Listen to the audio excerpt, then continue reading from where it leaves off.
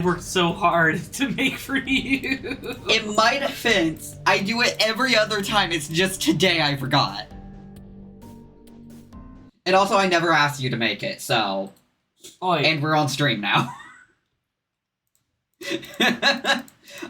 Anyway. Πολλά Χαίρετε. Aspazusta es omicron nuktos. What did I say wrong this time? You kept going S instead of ace. I said ace. You said S. Aspazusta es... Aspazusta ace omicron nuktos. Also, you turned that final E at the end of aspazusta into a schwa. The fuck? What's a schwa? The sound.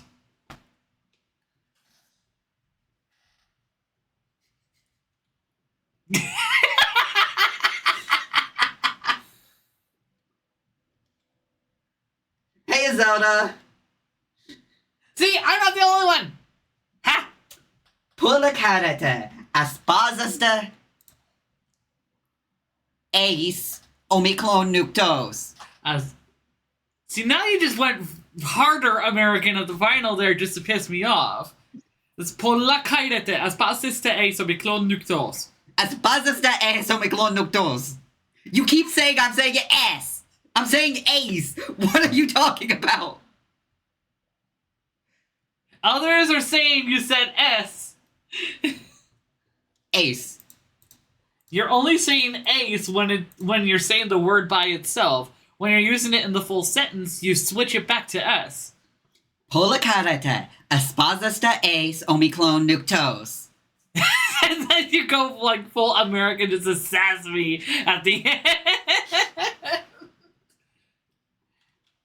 Anyway, hello people. Hello. Sorry, we're harping at each other.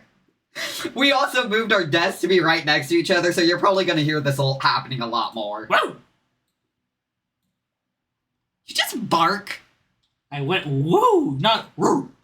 It came out like a bark. There's a difference. Then don't make it sound so bark-like. You don't want to be accused of barking. Goofy ass. Takes one to know one. The only reason you know it is because you're double me. How am I double of you? Because you're twice as goofy. That's what I mean. Anyway, happy Dionysia, everybody! Yeah. Welcome to my Dionysia celebration for Dionysia. Oh, and I definitely make him bark. Caster, shush, save it.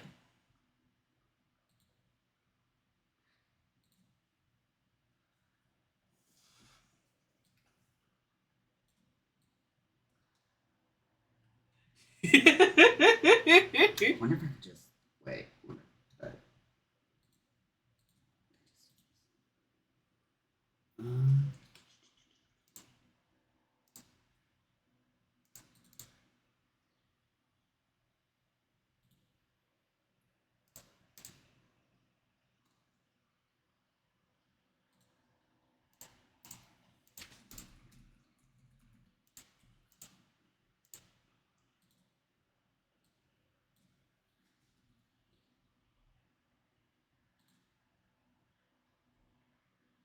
Okay, that did not work how I wanted it to. Never mind.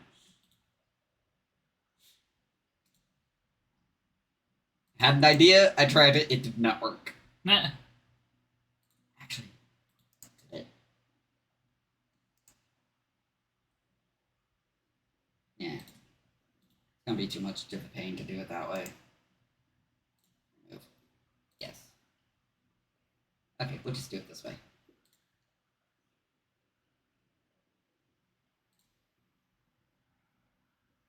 What are you doing? Oh. I was trying to figure out why it wasn't working. I wasn't hitting the right fucking button. Oof. This, I thought there was a way to make a... This.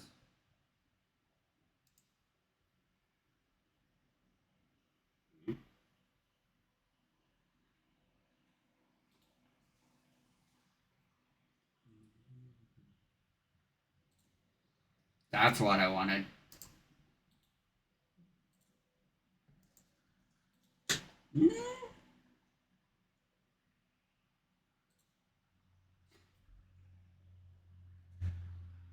What do you think is better, this reading mode, or, give it a second, this one? I would prefer it centered. This one? Okay. Yeah. Also, you might want to show more people on the screen, and your wings are clipping. Oh yeah.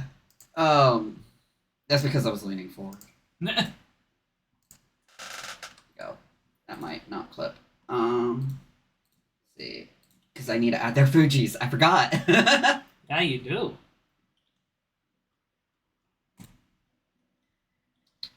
Because they've never. I'm so used to all our usual people being on stream. It throws me off.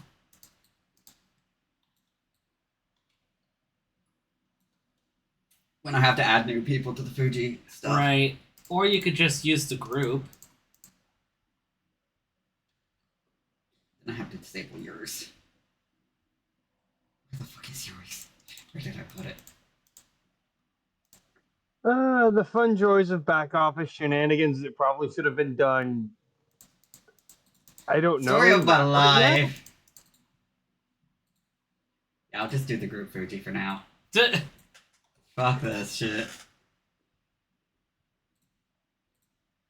Just use an animated stack of apples. Mood. There we go. Yeah, we use a software, it's called Fujitech. It uses people's, like, Discord PNGs. Or whatever you upload into the software and shows on other people's streams when you're in a call with them. So that people can see everyone who's there. But you have options to use either a group Fuji, which basically means you have one link where everyone is displayed in the call at the moment, or you can do individual where each person has their own and you can resize everyone individually. Group, you can only resize the entire group, so if someone has a very tiny PNG, then it looks weird. Basically. Because there's a tiny, everyone else is massive. What is this doing?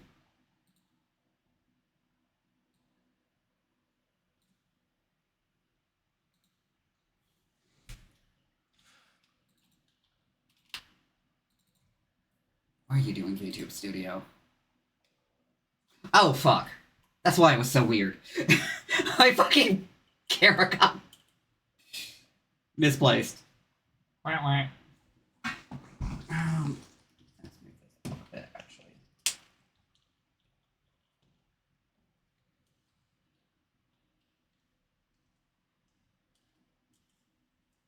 And yes, a lot of this probably should have been done earlier. You think? But someone had to get distracted and hyperfixate it and go, hey, you know what would be fun? I'm going to switch Rhodes TV that I've been using as a monitor and put my big ass one on there instead. Shut up! I can't help what my ADHD decides is important. Because then you decided to hyperfixate on that and you almost had a meltdown because you couldn't find the remote.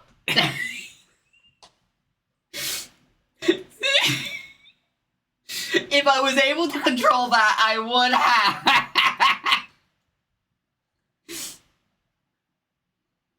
Is anything in my control?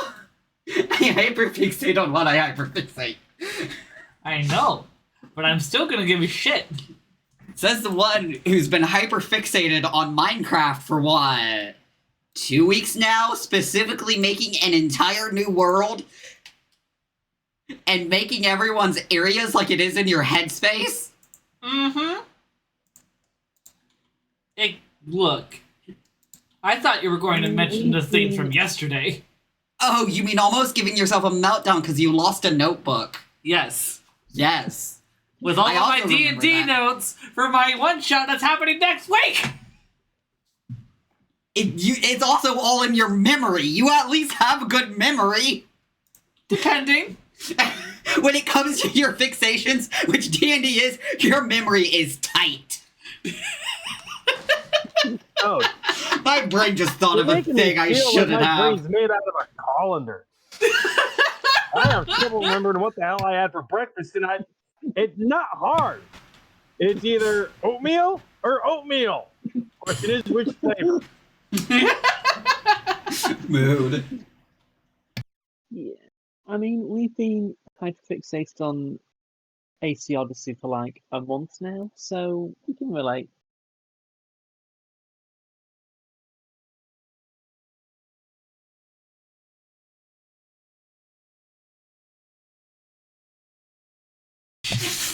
Anyway, sorry, I need to say something to Road. I didn't want to say on stream. But yeah, now to figure out how to get to the start of this and smoothly transition to it after all this chaos. So, Bacchae! Hello, happy DIONYSIA. We're doing some Bacchic shit. Don't worry, the orgy is planned later. Daddy Twitch wouldn't even like an orgy. Hello? Oh, definitely got some chaos going on. That's We are neurodivergent. You think we're not going to have some chaos going? I am too. I just haven't wasted my time getting tested because I don't need the officials. It ain't gonna make my life any easier. Because I'm not gonna No. take the meds because I'm gonna forget where the fuck I put them.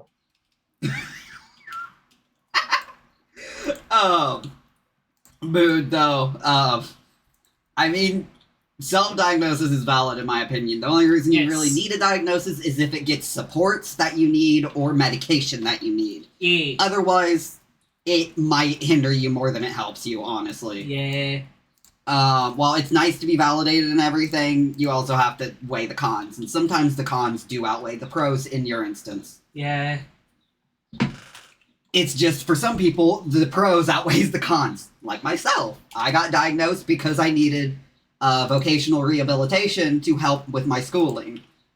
So I only could get that program if I got the testing. So they paid for the testing and I got it.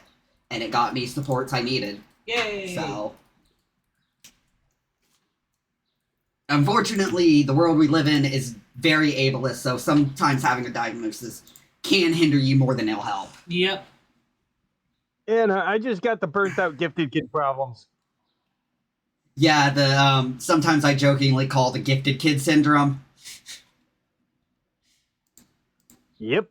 Joking because, like, you were seen as gifted and being so good, but because you were considered gifted, you didn't actually get the support you needed. And Yep. even with being gifted, sometimes the stuff wasn't made to you enough so that you were never challenged and were just bored all the time in school. Would you get out of my head, please? Thank you. Yeah, it's especially I've heard especially for those with ADHD, it's hard because if they're smart, they can hide their ADHD.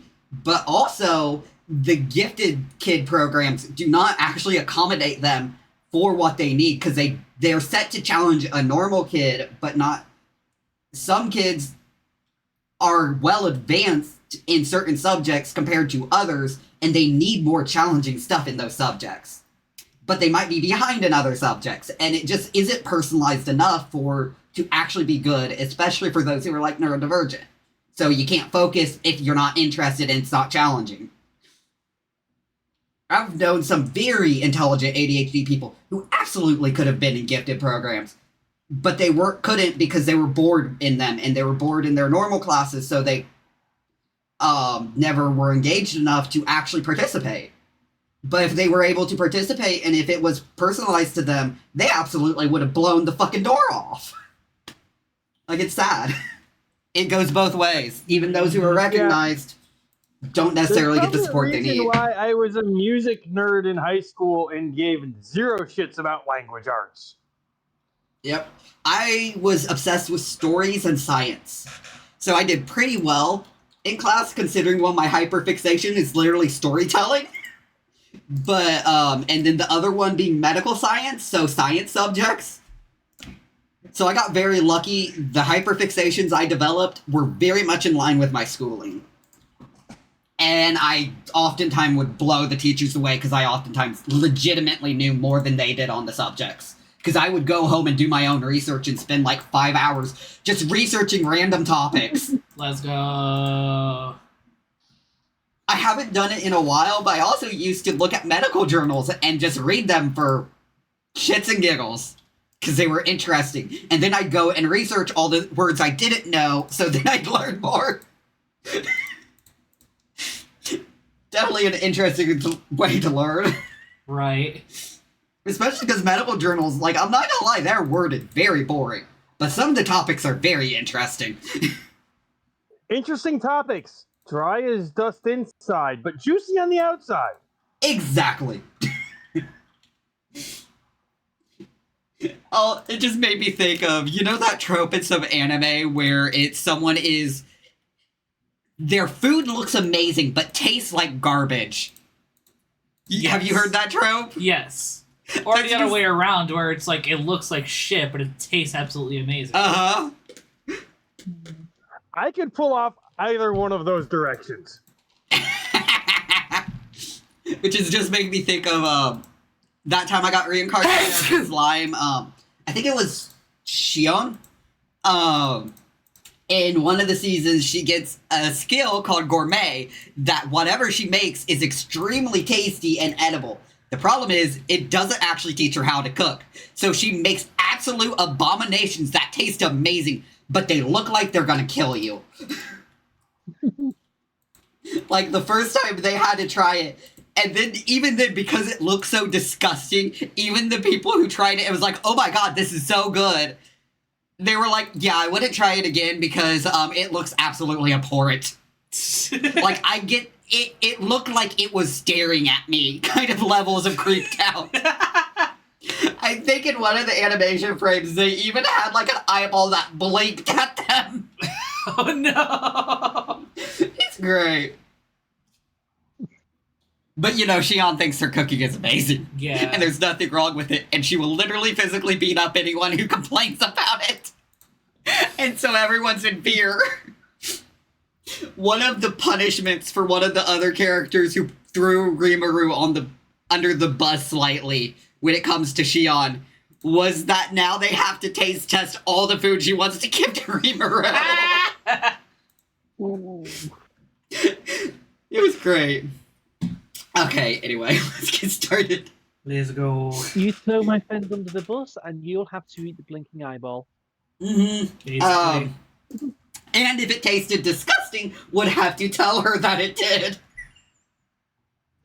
And face the punishment of that. Wow. Because she was known to beat people up. And be very emotional. She did not take rejection well.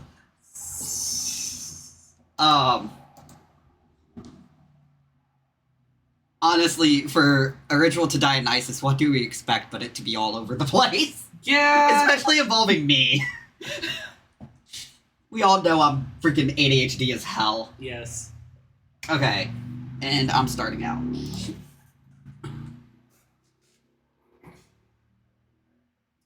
Yeah, there's my... Because I changed the wording on my zooted timer.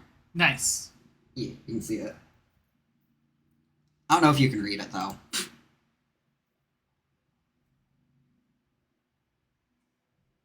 Nice. Okay. Nice. Secretly, I'm just delaying because I'm slightly nervous. Come on. I don't. Give me a minute.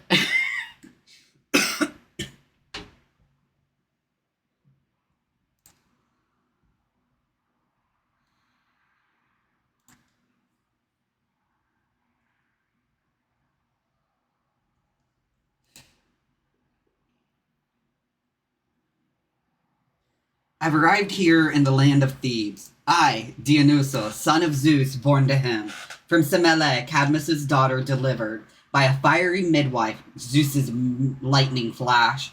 Yes, I've changed my form from god to human, appearing here at these streams of Dirke, the waters of Ismaris. I see my mother's tomb, for she was wiped out by that lightning bolt. It's there, by the palace with that rubble, the remnants of her house still smoldering from Zeus's living fire, Hera's undying outrage against my mother. But I praise Cadmus. He's made his daughter's shrine a sacred place. I have myself completely covered it with leafy shoots of grape-bearing vines. I've left the fabulously wealthy east, lands of Lydians and Frisians, Persia's sun-drenched plains, walled towns in Bactria. I've moved across the bleak lands of the Medes, through rich Arabia, all Asian lands, along the salt sea coast, through those towns with their beautifully constructed towers, full of barbarians and Greeks all intermingled. Now I've come to Thebes, city of Greeks. Only after I've set those ancient eastern lands dancing in the mysteries I established, making known to men my own divinity. Thebes is the first city of the Greeks where I've roused people to shout out my cries. With this deerskin draped around my body, this ivy spear, a thyrsus in my hand. For my mother's sisters have acted badly, something they, of all people, should avoid. They boasted aloud that I, Dionysus, was no child of Zeus, claiming Semele, when she was pregnant by some mortal man, attributed her bad luck in bed to Zeus. A story made up, they said, to trick Cadmus. Those sisters state that is why Zeus killed her, because she lied about the man she'd slept with. So I've driven those women from their homes in a frenzy. They now live in the mountains out of their minds. I've made them put on costumes, outfits appropriate for my mysteries. All Theban offspring, or at least all women, I've driven in a crazed fit from their homes. Now they sit out there among the rocks, underneath green pine trees, no roof overhead. Cadmus's daughter in their company as well, for this city has to learn, though against its will, that it has yet to be initiated into my Dionysian rites. Here I plead the cause of my own mother, Semele, appearing as a god to mortal men, the one she bore to Zeus. Now Cadmus, the old king, has just transferred his power, his royal authority to Pentheus, his daughter's son, who, in my case at least, fights against the gods, prohibiting me all my sacrificial offerings. When he prays, he chooses to ignore me. For this neglect, I'll demonstrate to him, to all in Thebes, that I was born a god. Once these things here have been made right, I'll move on somewhere else, to some other land revealing who I am. But if Thebans in this city, in their anger, try to make those Bacchic women leave, to drive them from the mountains forcibly, then I, commander of these Maenads, will fight them. That's why I've transformed myself, assumed a mortal shape, altered my looks so I resemble any human being. But you, there, you women who've left Tmolus, backbone of Lydia, my band of worshippers, whom I've led here from barbarian lands, my comrades on the road and when we rest, take up your drums, those instruments of yours from Phrygian cities, first invented by Mother Rhea and myself. Move round here, beat those drums by Pentheus's palace. Let Cadmus's city see you while I go, in person, to the clefts of Mount Kithaeron, to my Bacchae, to join in their dancing. From Asia, from sacred Tmolus, I have come to dance, to move swiftly in my dance for Bromius. Sweet and easy task, to cry out in celebration, hailing great god Bacchus. That was one stanza. Okay, I wasn't sure what order we were going through because we forgot to ask each other. So I'm guessing you, me, then Yates, then Rosanna? Yeah, sure. That works. Thank you for the hydrate, legal. Thank you for the hydrate. Who's in the street? Who's there? Who? Let him stay inside, out of our way. Let every mouth be pure, completely holy. Speak no profanities. In my hymn, I celebrate our old eternal custom. Hailing Dionysus. Oh, blessed is the man, the fortunate man who knows the rituals of the gods, who leads a pious life, whose spirit merges with these Bacchic celebrations. Frenzied dancing in the mountains, our purifying rites, one who reveres these mysteries, from Sibyl, our great mother, who waving the fiercest forehead crowned with ivy serves Dionysus. On Bacchae, Bacchae move, bring home Bromius, our god, son of great god Zeus, great Dionysus, from Pythagorean mountains to spacious roads of Greece. Hail Bromius. His mother dropped him early as her womb in forceful birth pangs was struck by Zeus' flying lightning bolt, a blast which took her life. Then Zeus, son of Kronos, at once hid him away in a secret birthing chamber, buried in his thigh, shut in with golden clasps, concealed from Hera. Fates made him perfect. Then Zeus gave birth to him, the god with ox's horns, crowned with reeds of snakes. That's why the Maenads twist in their hairs wild snakes they capture. O Thebes, nursemaid of Semele, put on your ivy crown, flaunt your green hue, flaunt its sweet fruit. Consecrate yourselves to Bacchus with stems of oak or fir. Dress yourself in spotted fawn skins, trimmed with white sheep's wool. As you wave your fiercest, revere the violence it contains. All the earth will dance at once.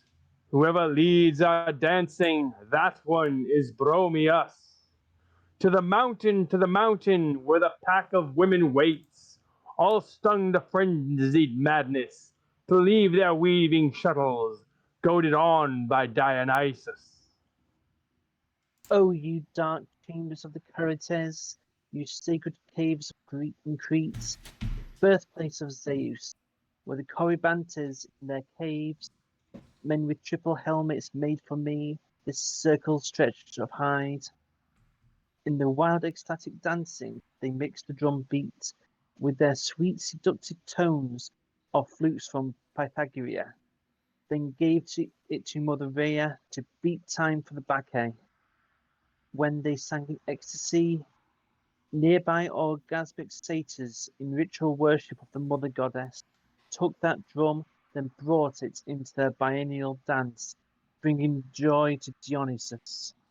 He is welcome in the mountains. When he sinks down to the ground after the running dance, wrapped in holy deerskin, hunting the goat's blood of the slain beast, devouring its raw flesh with joy, rushing off into the mountains in Phrygia and Lydia, leading the dance, Bromios, Aoi. The land flows with milk, the land flows with wine, the land flows with honey from the bees. He holds the torch high, our leader, the Bacchic one. Blazing flame of pine, sweet smoke like Syrian incense, trailing from his thyrsus. As he dances, he runs here and there, rousing the stragglers, stirring them with his cries, thick hair rippling in the breeze. Among the Maenads shout, his voice reverberates. Oh, Bacchantes on, with the glitter of Tmolus, which flows with gold, chant songs to Dionysus, to the loud beat of our drums. Celebrate the god of joy with your own joy, with Phrygian cries and shouts, when sweet sacred pipes play out their rhythmic holy song. In time to the dancing wanderers, then to the mountains, on to the mountains. Then the Bacchanalian woman is filled with pure joy, like a foal in pasture right beside her mother. Her swift feet skip in playful dance. Enter Tiresias, a very old blind man, dressed in clothing appropriate for the Dionysian ritual. He goes up to the palace door, knocks very aggressively.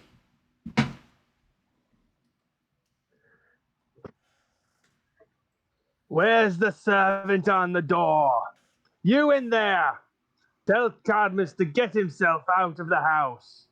Agnos lad, who comes here from Sidon. Then put up to the towers of this Theban town. Go tell him Tiresias is waiting for him. He knows well enough why I've come for him. I'm an old man and he's even older, but we've agreed to make ourselves a thyros. and put on fawn skins and crown our heads with garlands of these ivy branches. Are you giving him a Scottish That's what I was about to say. Oh my God, Tiresias is Scottish now.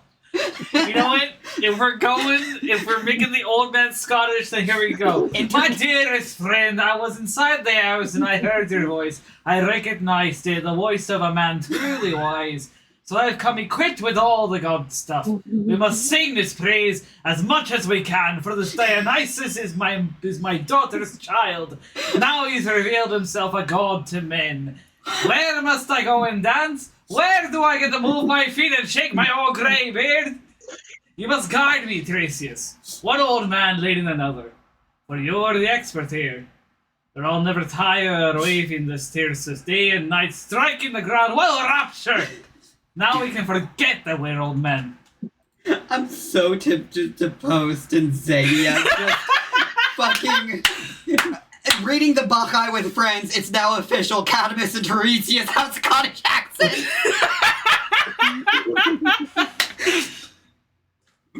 I'm so tempted to post that. Do it, coward. Do it.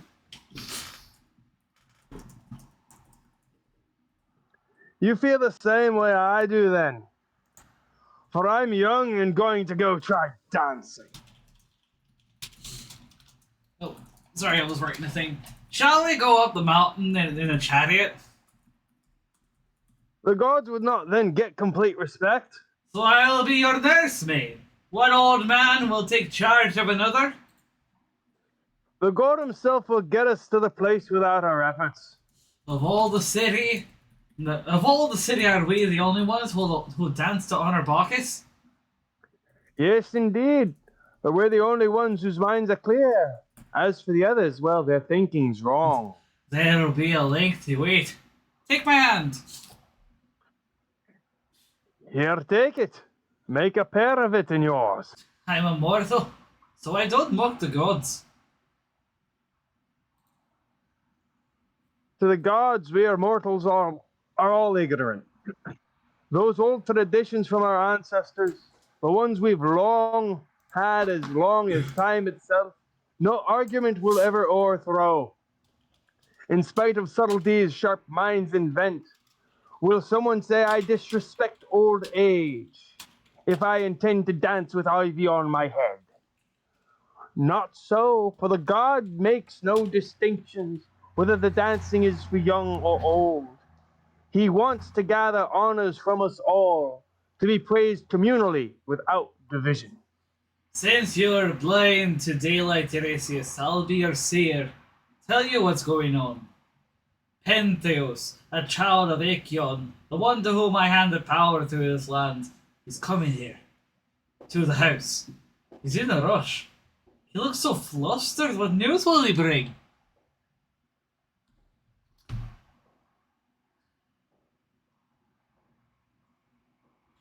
Enter Pentheus with some armed attendants. At first, he does not notice Cadmus and Tiresias. Not until he calls attention to them. Pentheus is jetzt. Yeah.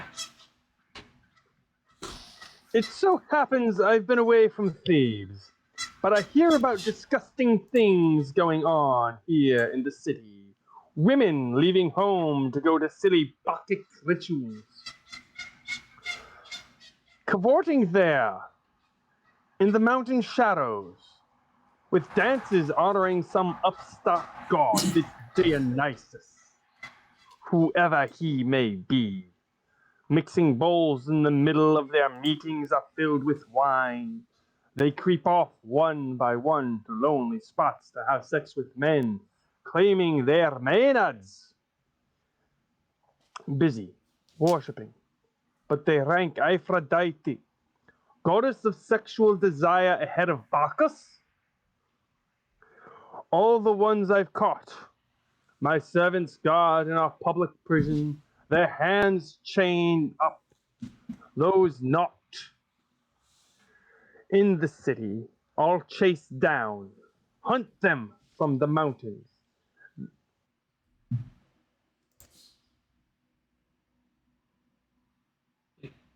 Wait, We I still just lost haven't- my part.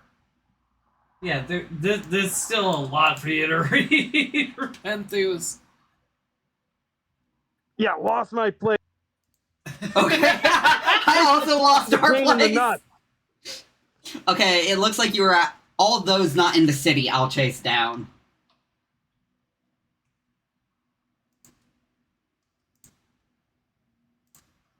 And will you hunt them from the mountains?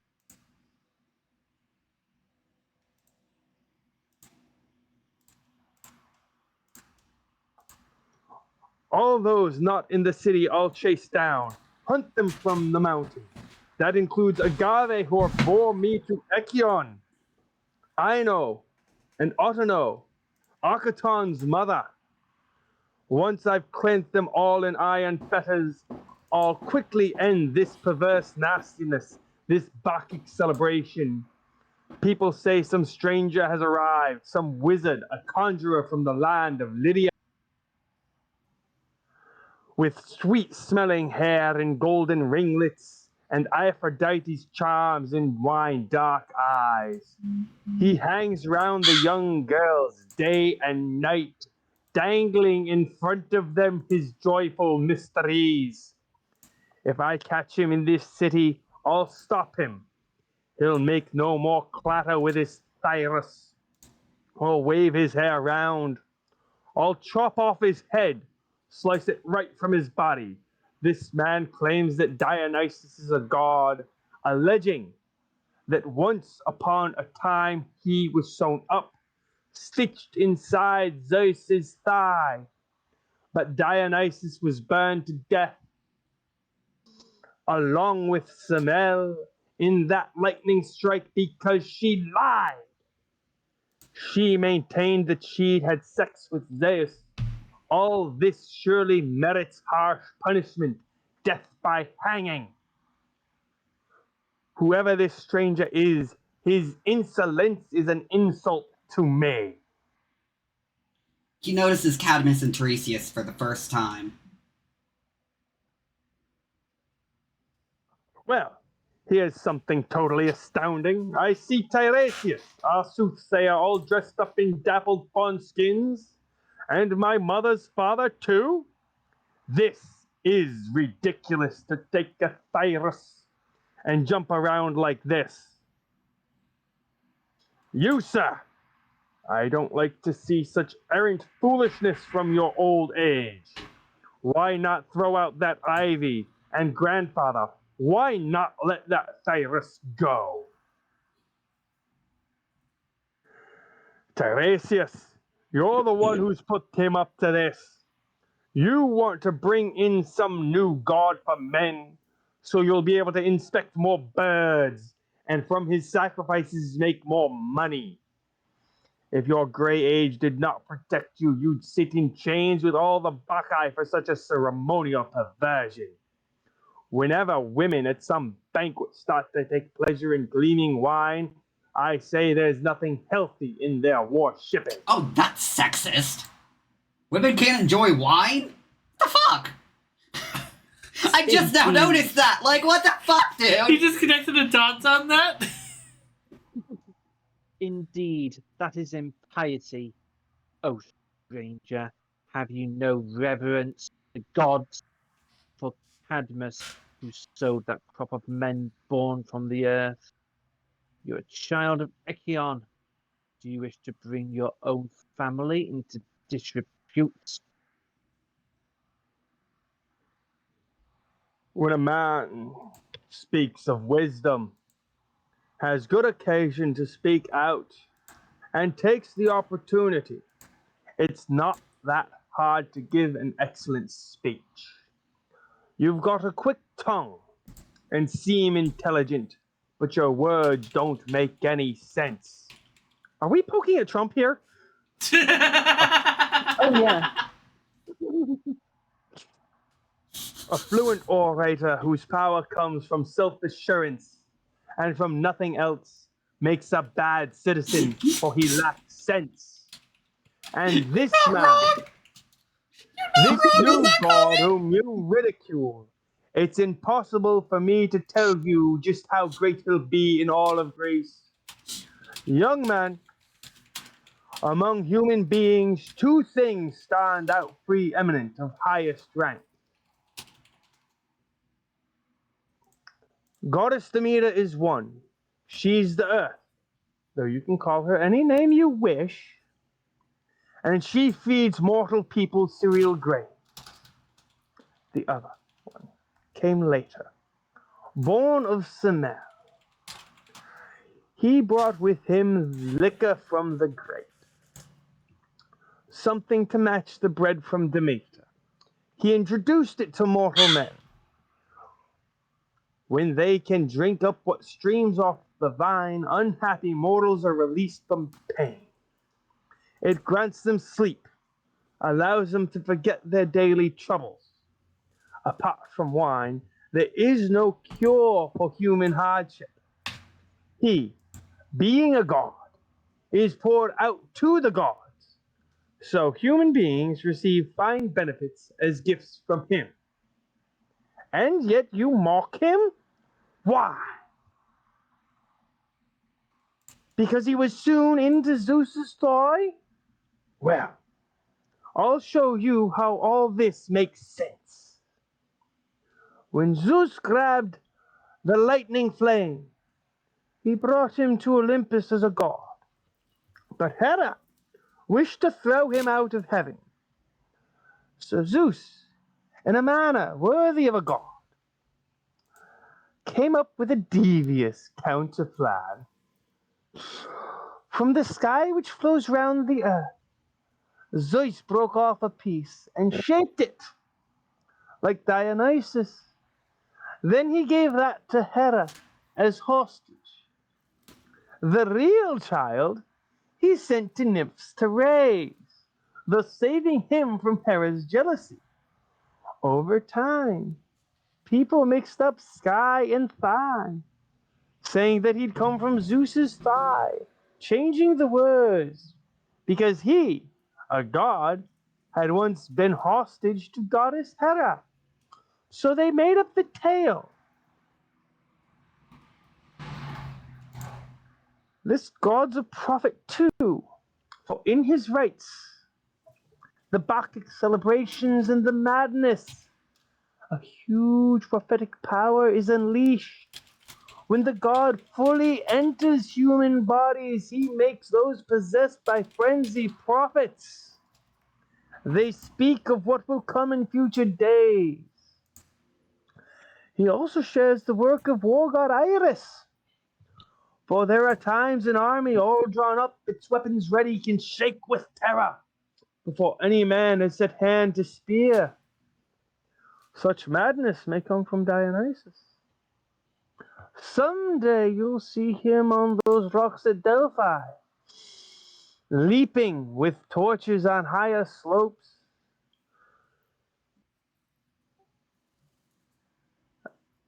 Way up there between two mountain peaks, waving and brandishing his Bacchic wand, a great power in Greece.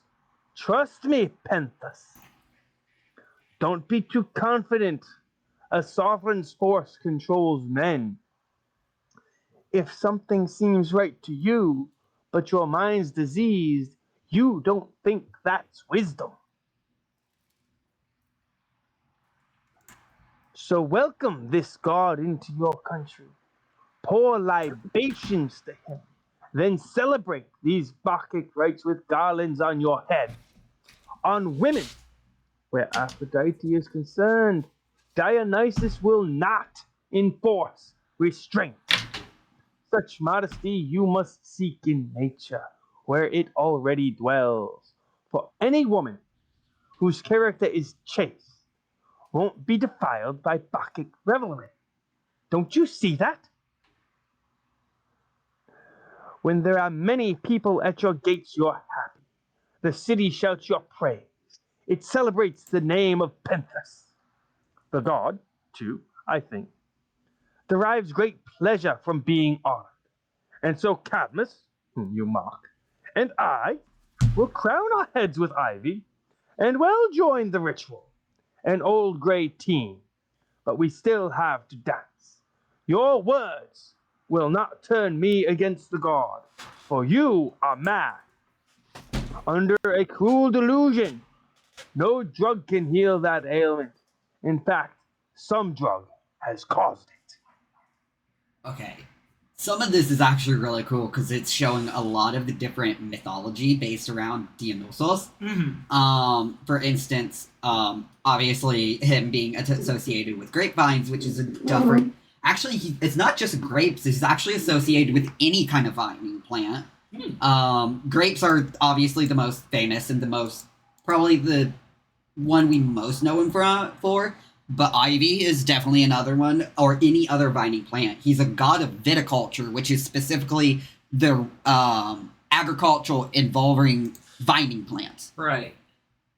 Considering tomatoes kind of do vine, I'd consider tomatoes part of his too. Because of how you have to care for them is similar to some vining plants. Yeah. But,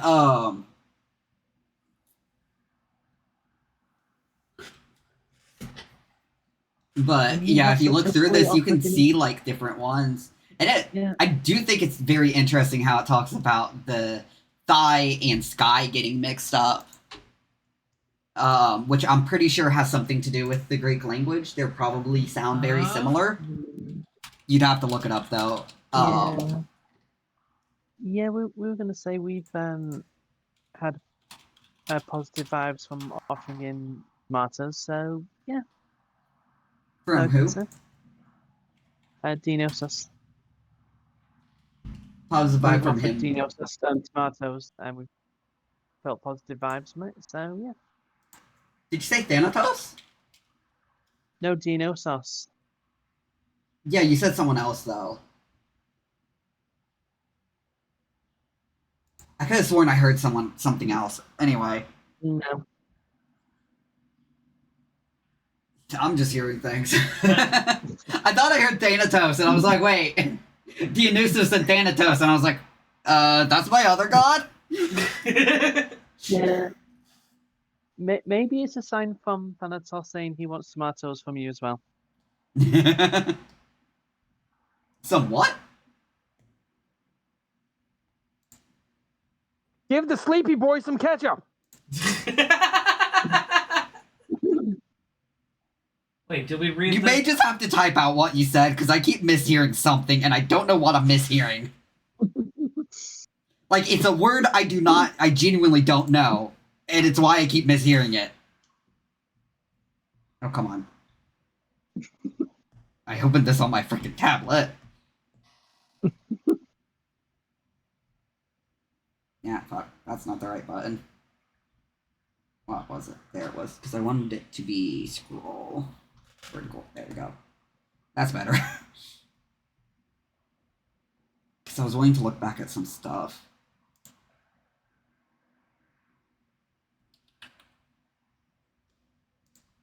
I have an easier time reading on my tablet compared to my computer. Which is why I'm kind of pulling it up here to actually look back on what I'm wanting to say. Okay, where the fuck am I? 310.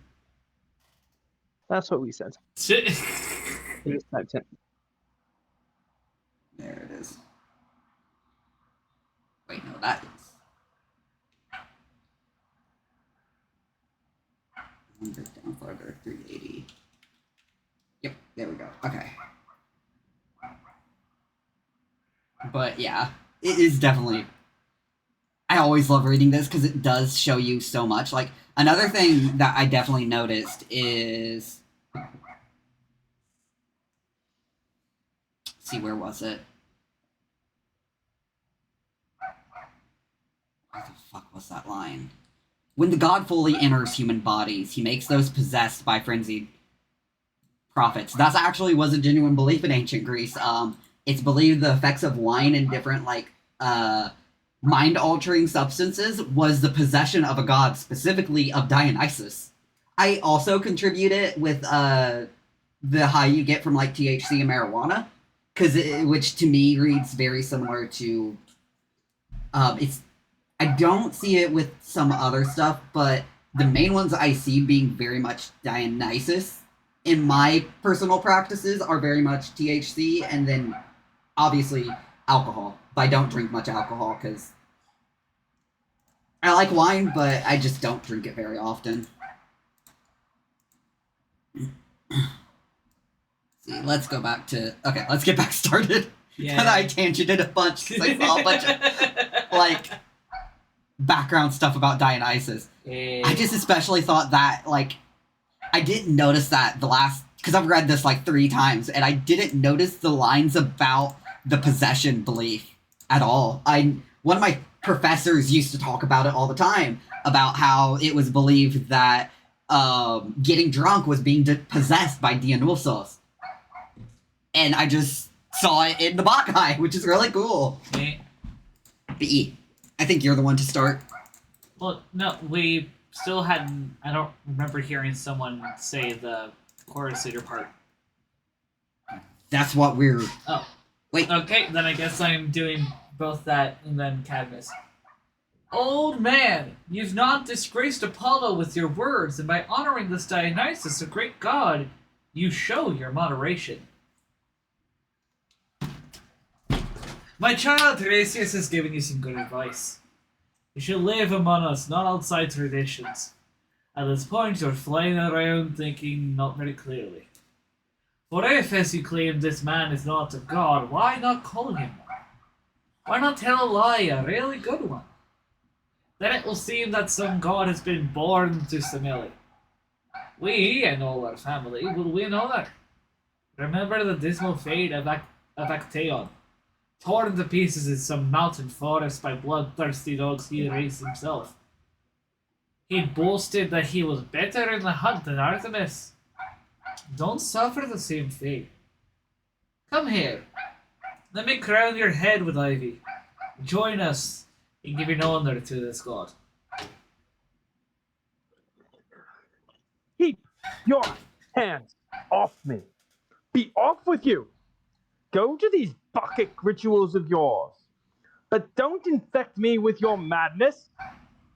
As for one who in this foolishness has been your teacher, I'll bring him to justice. I just had a thought. You know what would be a really cool voice for Pentheus? What? Sheagorath.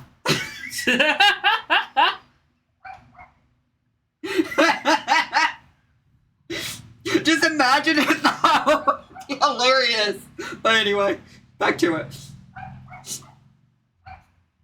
One of you, go quickly to where this man, Tiresias, has that seat of his, the place where he inspects his birds.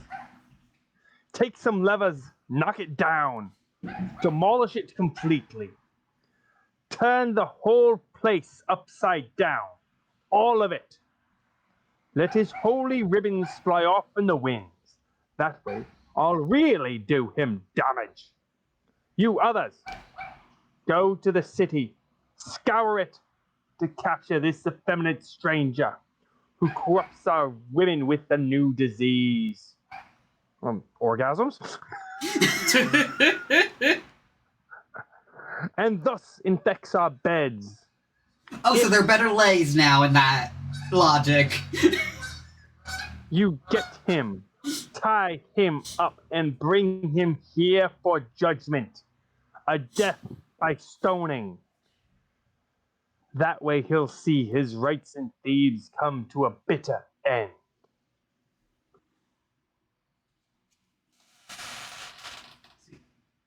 Oh, that's Tiresias. You unhappy man. You've no idea just what it is you're saying. You've gone mad. Clean off your trolleys. Even before now, you weren't in your right mind. Let's be off, Cadmus. We'll pray to the god on Pentheus' behalf, though he's a savage, and for the city too, so he won't harm it. Come with me. Bring the ivy-covered staff. See if you can help support my body. I'll do the same for you. It would be shameful if 2 old men collapsed. No matter, for we must serve Bacchus, son of Zeus. But you, Cadmus, You should be more careful, or Penthus will bring more trouble to your home. I'm not saying this is a prophecy, but on the basis of what's going on, a man who's mad tends to utter madness. Holiness, Queen of the gods, holiness sweeping o'er earth on wains of gold. Do you hear what Pentheus says? Do you hear the profanities he utters? The insults against Bromius, child of Semele, chief god among all blessed gods, for those who hear their lovely garlands in the spirit of harmonious joy? This is his special office, to lead men together in the dance, to make them laugh as the flute plays, to bring all sorrows to an end at the god's sacrificial feast, when the gleaming liquid grapes arrive, when the wine bowl casts its sleep on ivy-covered feasting men. Unbridled tongues and lawless folly come to an end only in disaster. A peaceful life of wisdom maintains tranquility. It keeps the home united. Though gods live in the sky, from far away in heaven, they gaze upon the deeds of men. But being clever isn't wisdom, and thinking deeply about things is not suitable for mortal men. Our life is brief. That's why the man who chases greatness fails to grasp what's near at hand. That's what madmen do. Men who've lost their wits. That's what I believe. Would I might go to Cyprus, island of Aphrodite, where the Erotes, bewitching goddesses of love, soothe the hearts of humankind, or to Paphos, rich and fertile, not with rain, but with waters of 100 flowing mouths of a strange and foreign river.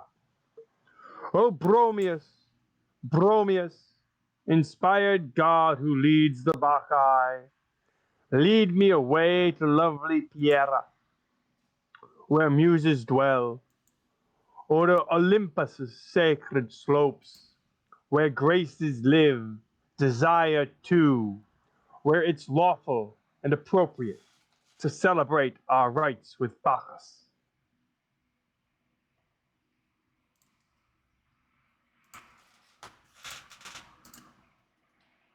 Rosanna? Yeah. Scroll down. Hmm? Scroll down on stream. Oh, fuck. Next section is this god, son of Zeus, rejoices in our banquets. Yep. The god, the son of Zeus, rejoices in our banquets and causes our scripts to freeze. He adores the goddess Peace, and she brings riches with her and nourishes the young. The god gives his wine equally, sharing with rich and poor alike. He takes away all sorrow and all control of computers, but he hates the man who doesn't care to live his life in happiness, by day and through the friendly nights. From those who deny such common things, he removes intelligence, their knowledge of true wisdom. So I take this as my rule. Follow what common people think. Do what most men do. And remember to scroll down.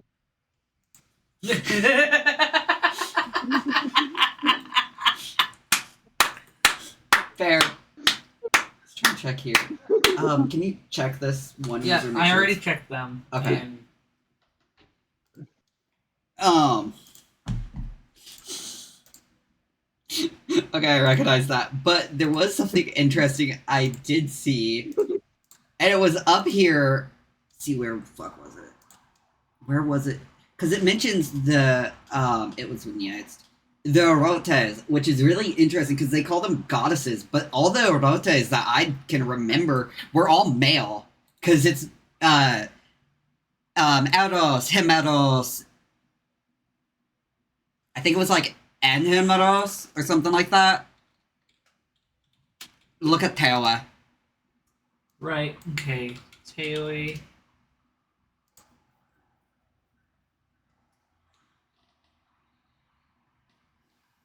Usually I just Google Erotes then Teoi and it'll pull it up. Oh. Let's see. My computer's being slow because of OBS. Yeah, let's see. Yeah, because there's Eros, Himeros, Pothos, and Antaros. Was it a mistranslation? I don't know. It was just interesting because all of them are masculine. Right.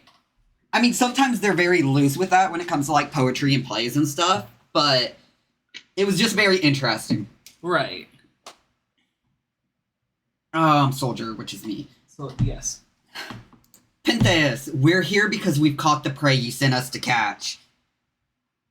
Yes, our attempts have proved successful. The beast you see here was tame with us. He didn't try to run. No, he surrendered willingly enough without turning pale or changing color on those wine-dark cheeks. He even laughed at us, inviting us to tie him up and lead him off. Kinky! Ow! I mean, out of all the gods, I can say Dionysus is one of the least ones turned off by kinks. I just worded that so weird. But he is one of the ones most kink-friendly.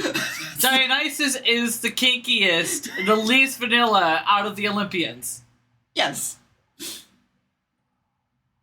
He stood still, making it easier for me to take him in. It was awkward, so I said, "Stranger, I don't want to lead you off, but I'm under orders here from Pentheus who sent me.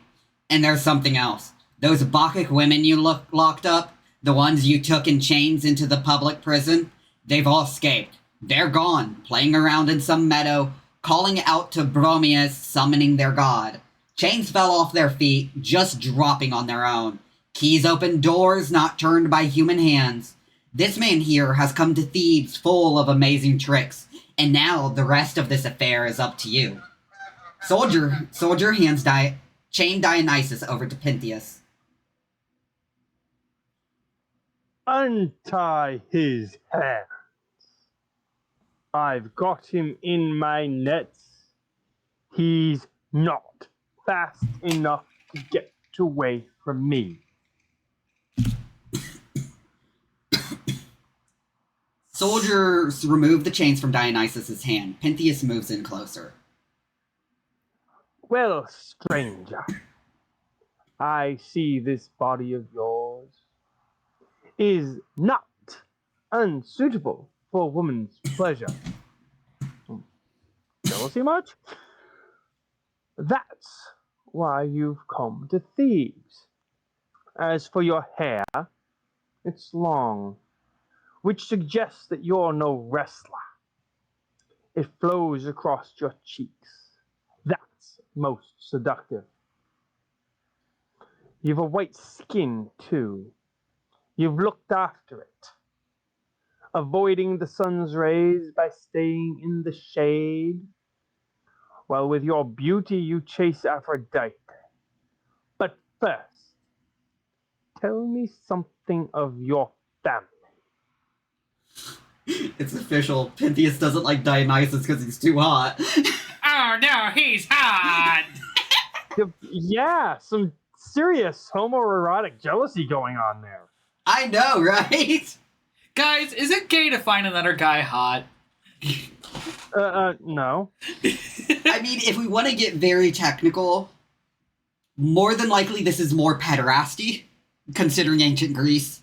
True. Oof. Because Dionysus tended to be a young-looking god, like Apollon. Yeah, which for clarification, for those that do not know, we were saying this for educational purposes only. Yes. Pederasty was a practice in ancient Greece. And several other cultures. And several other cultures, which most modern pagans do not condone, us included. Where pederasty is when a adult man has a quote-unquote lover, I use that word loosely, of a male minor. Similarly speaking, if we also want to reference other religions that may call out certain behaviors such as pederasty, and I'm saying this super quickly, in Greek Orthodox translations of the Bible with Leviticus and other older translations such as King James, the whole cherry-picked quote of the man shan't lay with man, it is man shan't lay with boy. It was originally condemning pederasty, not homosexuality. Yeah, pederasty comes from most cultures that have it. It comes from this idea that boys, see, a lot of the time in a lot of cultures, women would end up being able to marry off. They were considered adults once they started their first period, because that's when they could start having kids. That was around when women's adulthood would. Well, with boys, it was considered a bit more superfluous in that they weren't quite men until, like, usually an older age, around 15-ish. Which was But also they when I believe also would be weren't put in the considered draft. women, so they were considered okay to sleep with because they were considered feminine, but not men yet. But it wasn't okay to sleep for two men to sleep together, specifically. Oh, Because they weren't and considered male, they weren't considered female, they were considered an in-between. possibly also to try and infuse masculinity into this young clay-like creature that's been That's under with the some- influence of women, because women did all the hard work of the freaking raising and minding of children. Yeah? Yep. Yeah, and it was also considered something like that. Because in some cases, a pederastic relationship in some cultures was considered to be what made you a man. Literally. You were not considered a man until you were in a pederastic relationship. Which is kind of a sad thing to talk about, but... Right. It is an unfortunate part of history that with our reading, on top of an analysis in regards to the Bacchae... In terms of what I was just talking about, that's not necessarily in history. There's some cultures that still practice that. Today. My point stands, given the content that we are reading, it is important to know that context while us still noting this is something that we do not condone. Yes, absolutely. It's an unfortunate thing, and it's definitely a touchy subject, just because, you know, trauma and stuff, but it's still important to be aware of that kind of thing. Yeah. In, like, what you're reading and stuff. Because a lot of the stuff you see as promoting, like, very gay and stuff like that were actually pederasty. Yep. Achilles and Patroclus. Patroclus were pederastic, more than likely. At the time of the Iliad, they would have been out of the ages of that, if I remember right. But more than likely, their relationship did start as pederasty. Yes. And with someone, and like relationships like that with someone you had a pederastic relationship with, were considered kind of common and almost expected. After the person aged out of it, you were considered basically brothers. A lot of the time, so... That's why we see such a closeness in the Iliad, technically. It was, I think the degree might have been unusual for Greek times, but it was still not necessarily unusual. But yeah.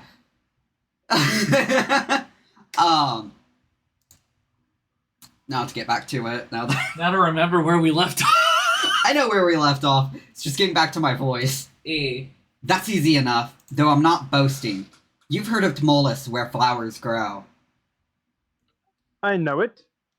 It's around the town of Sardis. I'm from there. My homeland is Lydia. Why do you bring these rituals to Greece? Dionysus sent me, the son of Zeus. Is there some Zeus there who creates new gods? No, it's the same Zeus who wed Semele right here. Did this Zeus overpower you at night? In your dreams? Or were your eyes wide open? I saw him, he saw me, he gave me the sacred rituals. Tell me what they're like, those rituals of yours. That information cannot be passed on to men like you, those uninitiated in the rites of Bacchus. Do they benefit those who sacrifice? They're worth knowing, but you're not allowed to hear. You've avoided that question skillfully, making me want to hear an answer. The rituals are no friend of any man who's hostile to the gods. This god of yours, since you saw him so clearly, what's he like? He was what he wished to be, not made to order. Again, you fluently evade my question, saying nothing whatsoever. Yes, but then a man can seem totally ignorant when speaking to a fool. Is Thebes the first place you've come with your god? All the barbarians are dancing in these rites. I'm not surprised. They're stupider than Greeks. In this, they are much wiser, but their laws are very different too. When you dance these rites, is it at night or during daylight? Mainly at night, shadows confer solemnity. And deceive the women, it's all corrupt. One can do shameful things in daylight too. You must be punished for these evil games. You too, for foolishness and piety towards the gods. How brash this Bacchant is. How well prepared in using language. What punishment am I to suffer? What harsh penalties will you inflict? First, I'll cut off this delicate hair of yours. My hair is sacred. I grow it for the god. And give me that thyrsus in your hand. This wand I carry is the god's, not mine. You'll have to seize it from me yourself. We'll lock your body up inside. In The god prison. will personally set me free whenever I choose. That only works if you call him well among the Bacchae. He sees my suffering now and from nearby. Where is he then? My eyes don't see him. He's where I am. You can't see him because you don't believe. Seize him! Seize him! He's insulting Thebes and me. I warn you, you shouldn't tie me up. I've got my wits about me. You've lost yours. But I'm more powerful than you. So I'll have you put up in chains.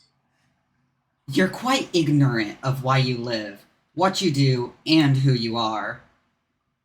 I am Pentheus, son of Agave and Echion. A suitable name. It suggests misfortune. Go now. Lock him up in the adjoining stables. That way he'll see nothing but darkness. There you can dance. As for all those women, those partners in crime you've brought here with you, we'll sell them off.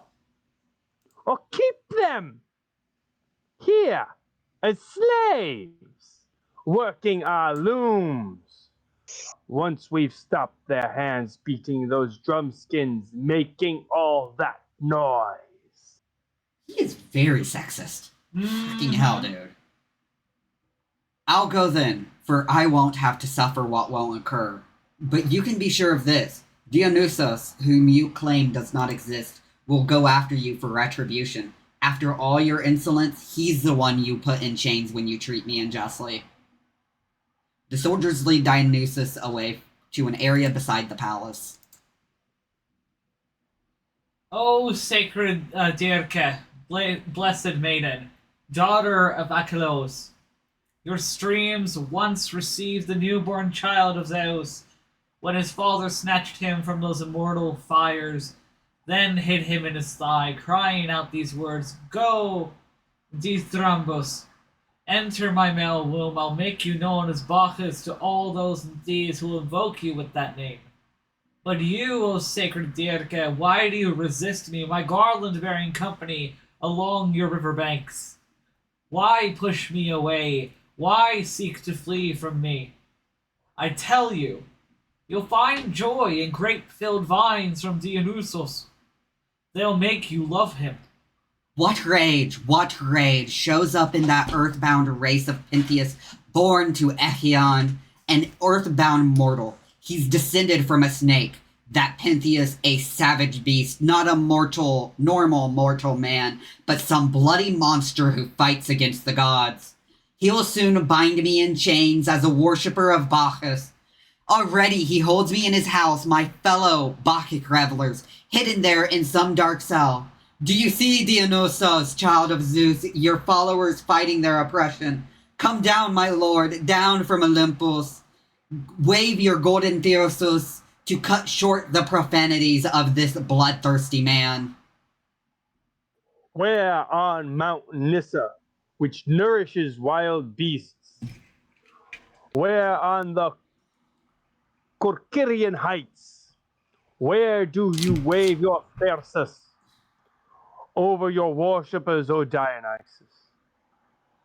Perhaps in those thick woods of Mount Olympus, where Orpheus once played his lyre, brought trees together with his songs, collecting wild beasts around him.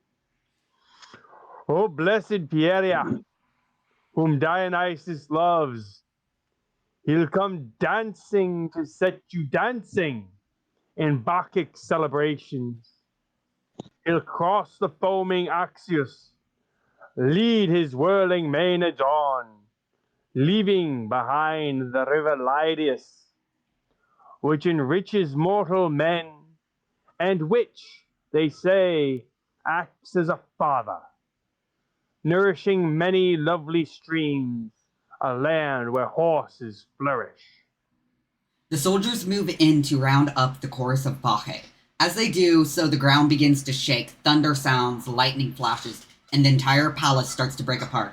Io, hear me as I call you. Io, Bacchae, Io, Bacchae. Who's that? Who is it? It's either an ambulance or it's Dionysus' voice. That was ironic timing. Improvise. Start calling on Bacchus and fucking hear the sirens going. Wee woo, wee woo. Anyway, round. It's calling me, but from what direction? Okay. Chorus. Well, Dionysus! Dionysus! Your lines. I just said that. No, Io, I'm calling out again. Yeah, Io Bacchae. Chorus. A confusion of different voices in the following speeches. Who's that? Melanie just said it! Wait, did someone do... I got distracted by sirens, okay? Or either that or my internet just fucking gave out. Melanie just said it! Because I heard nothing. It's calling me, but from what direction? Now Dionysus again. I thought you were actually asking that question. Because of the sirens. I didn't realize that was actually the lie. Ooh, yes! I'm fucking dudes, okay? Is my improvisation confusing you? No, it was just the timing because I just closed the window because of sirens, and then I heard, "What's that? Who's calling me from one direction?" And I'm like, "What?" I'm a disaster, okay? We all know this. Io, I'm calling out again. The son of Semele, a child of Zeus. Io, Lord and Master, come join our company. Bromius, oh Bromius. Sacred Lord of Earthquakes, shake this ground. Aye, soon Pentheus' palace will be shaken into rubble. Dionysus is in the house. Revere him. We revere him! We revere him! You see these stone lintels on the pillars? They're splitting up. It's Bromius calling, shouting to us from inside the walls. Let fiery lightning strike right now. Burn Pentheus' palace. Consume it all. Look! Do you not see the fire? There by the sacred tomb of Semele. The flame left by that thunderbolt from Zeus when the lightning flash destroyed her. All that time ago, oh Maenads, throw your bodies on the ground, down, down for your master. Zeus' son moves now against the palace to demolish it. Enter Dionysus, bursting through the palace front doors. free of all chains, smiling and supremely confident. Ah, my barbarian Asian women, do you lie there on the ground prostrate with fear? It seems you feel Dionysus's power as he rattles Pentheus's palace. Get up now, be brave, and stop your trembling. How happy I am to see you once more, our greatest light in all the joyful dancing. We felt alone and totally abandoned. Did you feel despair when I was sent away, cast down in Pentheus's gloomy dungeon? How could we not? You protect us. If you run from trouble, but tell us, how did you escape that ungodly man? No trouble. I saved myself with ease. But didn't he bind your hands up in chains? In this business I was playing with him, he thought he was tying me up, the fool. He did not even touch or handle me. He was so busy feeding his desires. In that stable where he went to tie me up, he found a bull. He threw the iron fetters around its knees and hooves. As he did so, he kept panting in his rage, dripping sweat from his whole body. His teeth gnawed his lip. I watched him, sitting quietly nearby. After a while, Bacchus came and shook the place, setting his mother Semeles' tomb on fire. Seeing that, Pentheus thought his palace was burning down. He ran around here and there, yelling to his slaves to bring more water. His servants set to work, and all for nothing. Once I'd escaped, he ended all that work. Seizing a dark sword, he rushed inside the house. Then, it seems to me, but I'm guessing now, Bromius set up out there in the courtyard some phantom image. Pentheus charged it, slashing away at nothing but bright air, thinking he was butchering me. There's more. Bacchus kept hurting him in still more ways. He knocked his house down, level with the ground, all shattered. So Pentheus has witnessed a bitter end to my imprisonment. He's dropped his sword, worn out, exhausted, a mere mortal daring to fight a god. So now I've strolled out calmly to you, leaving the house, ignoring Pentheus. Wait, it seems to me I hear marching feet. No doubt he'll be coming here soon enough. What will he say, I wonder, after this? Well, I'll deal with him quite gently, even if he comes out breathing up a storm. After all, a wise man ought to keep his temper. Pentheus comes hurriedly out of the palace, accompanied by armed soldiers.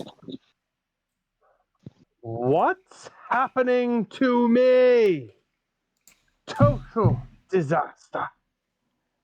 The strangers escaped, and we just chained him up.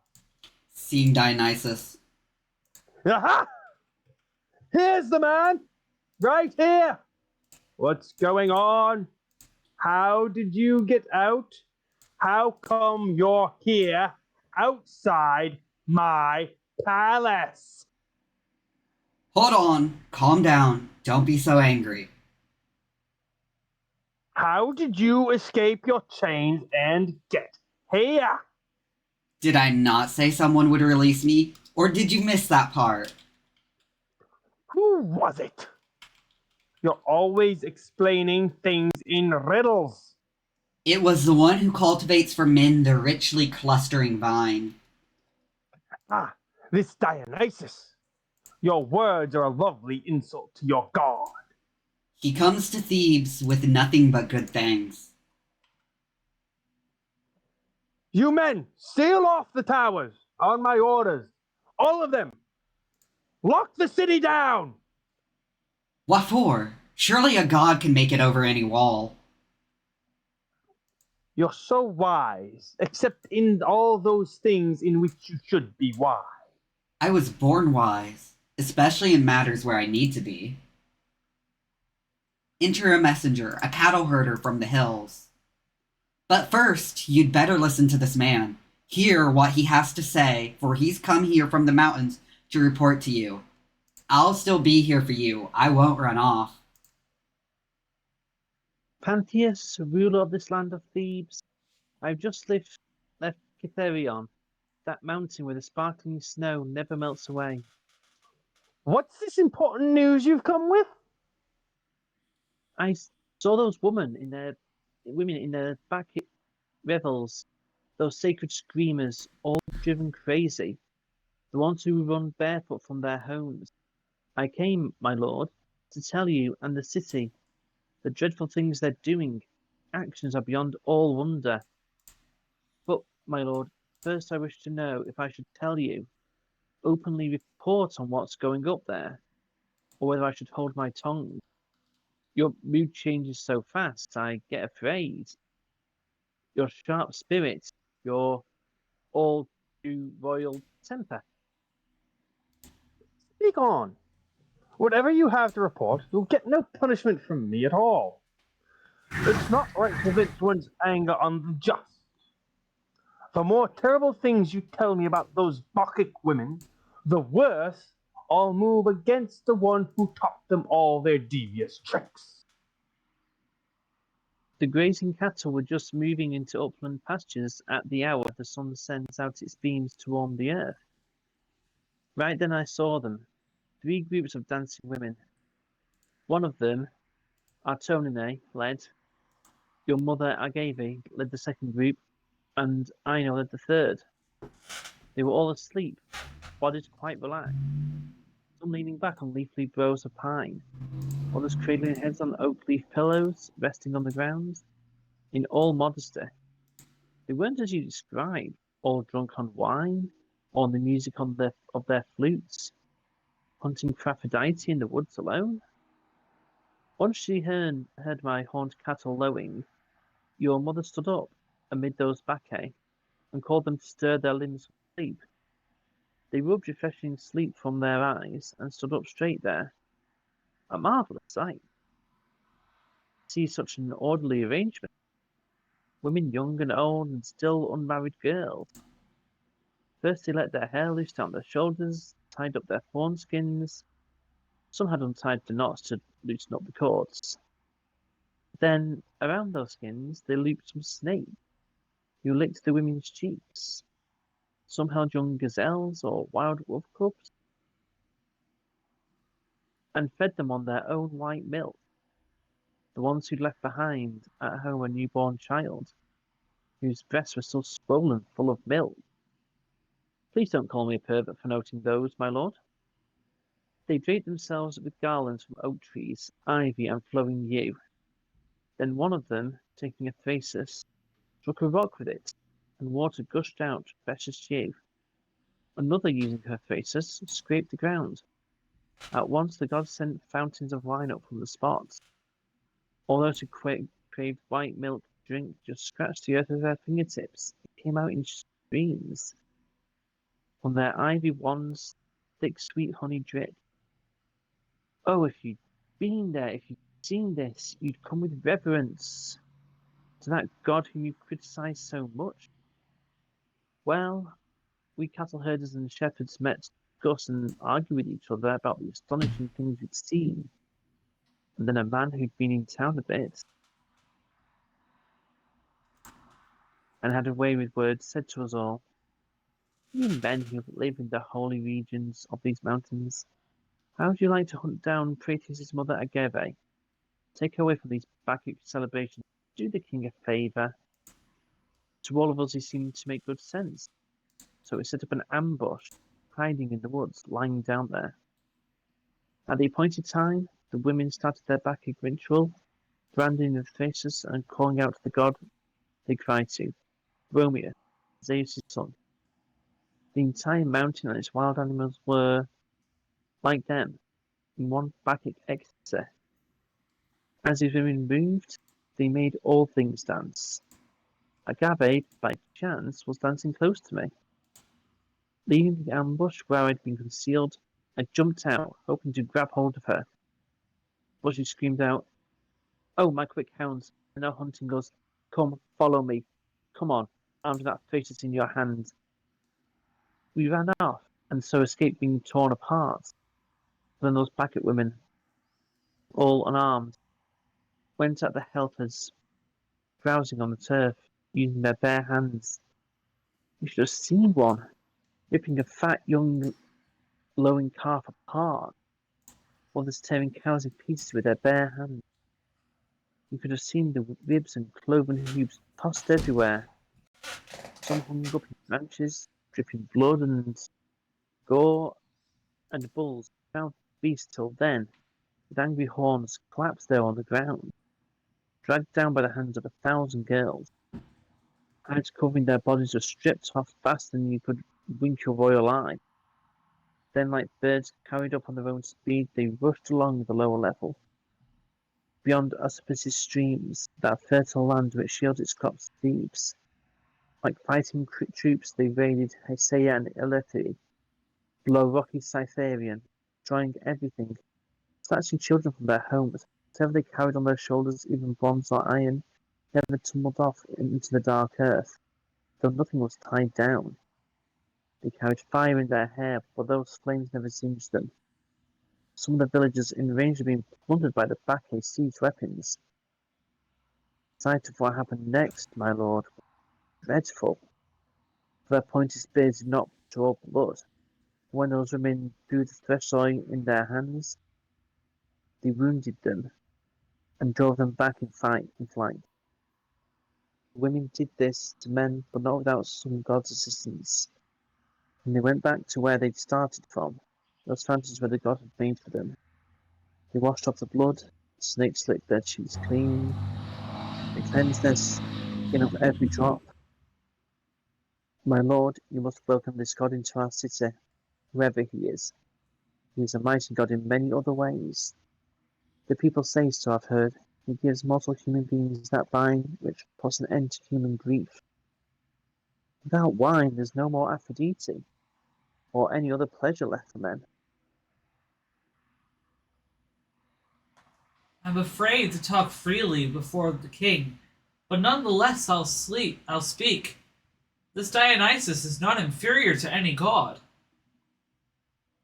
This Dionysian arrogance, like fire, keeps flaring up close by. A great insult to all the Greeks. We must not hesitate. To one of You his there. armed attendants. Go to the Electra gates.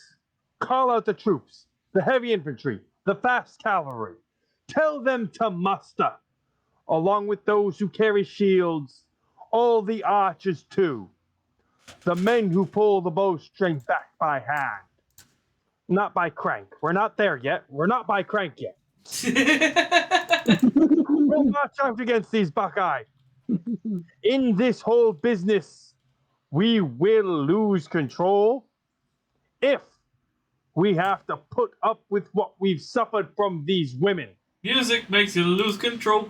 I also love how this whole thing is like, there is no pleasure in life without wine.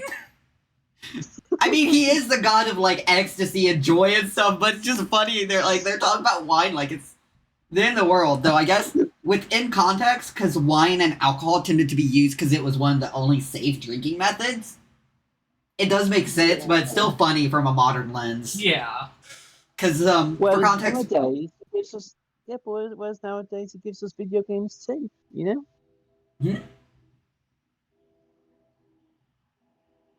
Yeah, whereas nowadays it gives us other things like theatre and video games and fairgrounds, Yeah. I think. Yeah, definitely.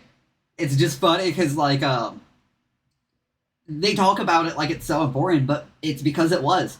Back then, water, they didn't know to boil water to make it safe, so that when you drank, like, pure water, you were actually risking, getting, like, diseases.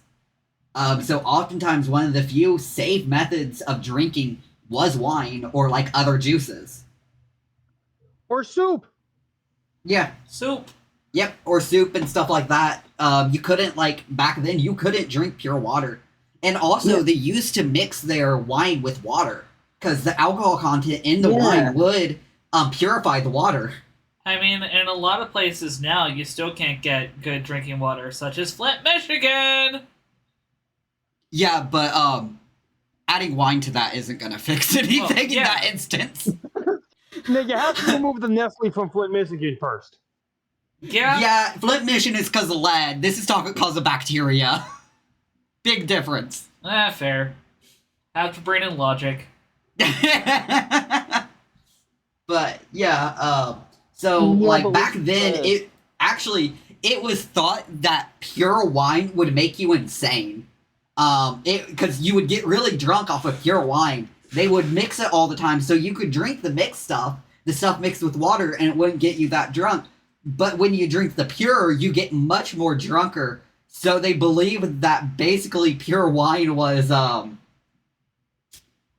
geez, what was I mean, it? they're not wrong. Made you They're not mad, wrong. essentially. They're not wrong. Yeah. Yeah.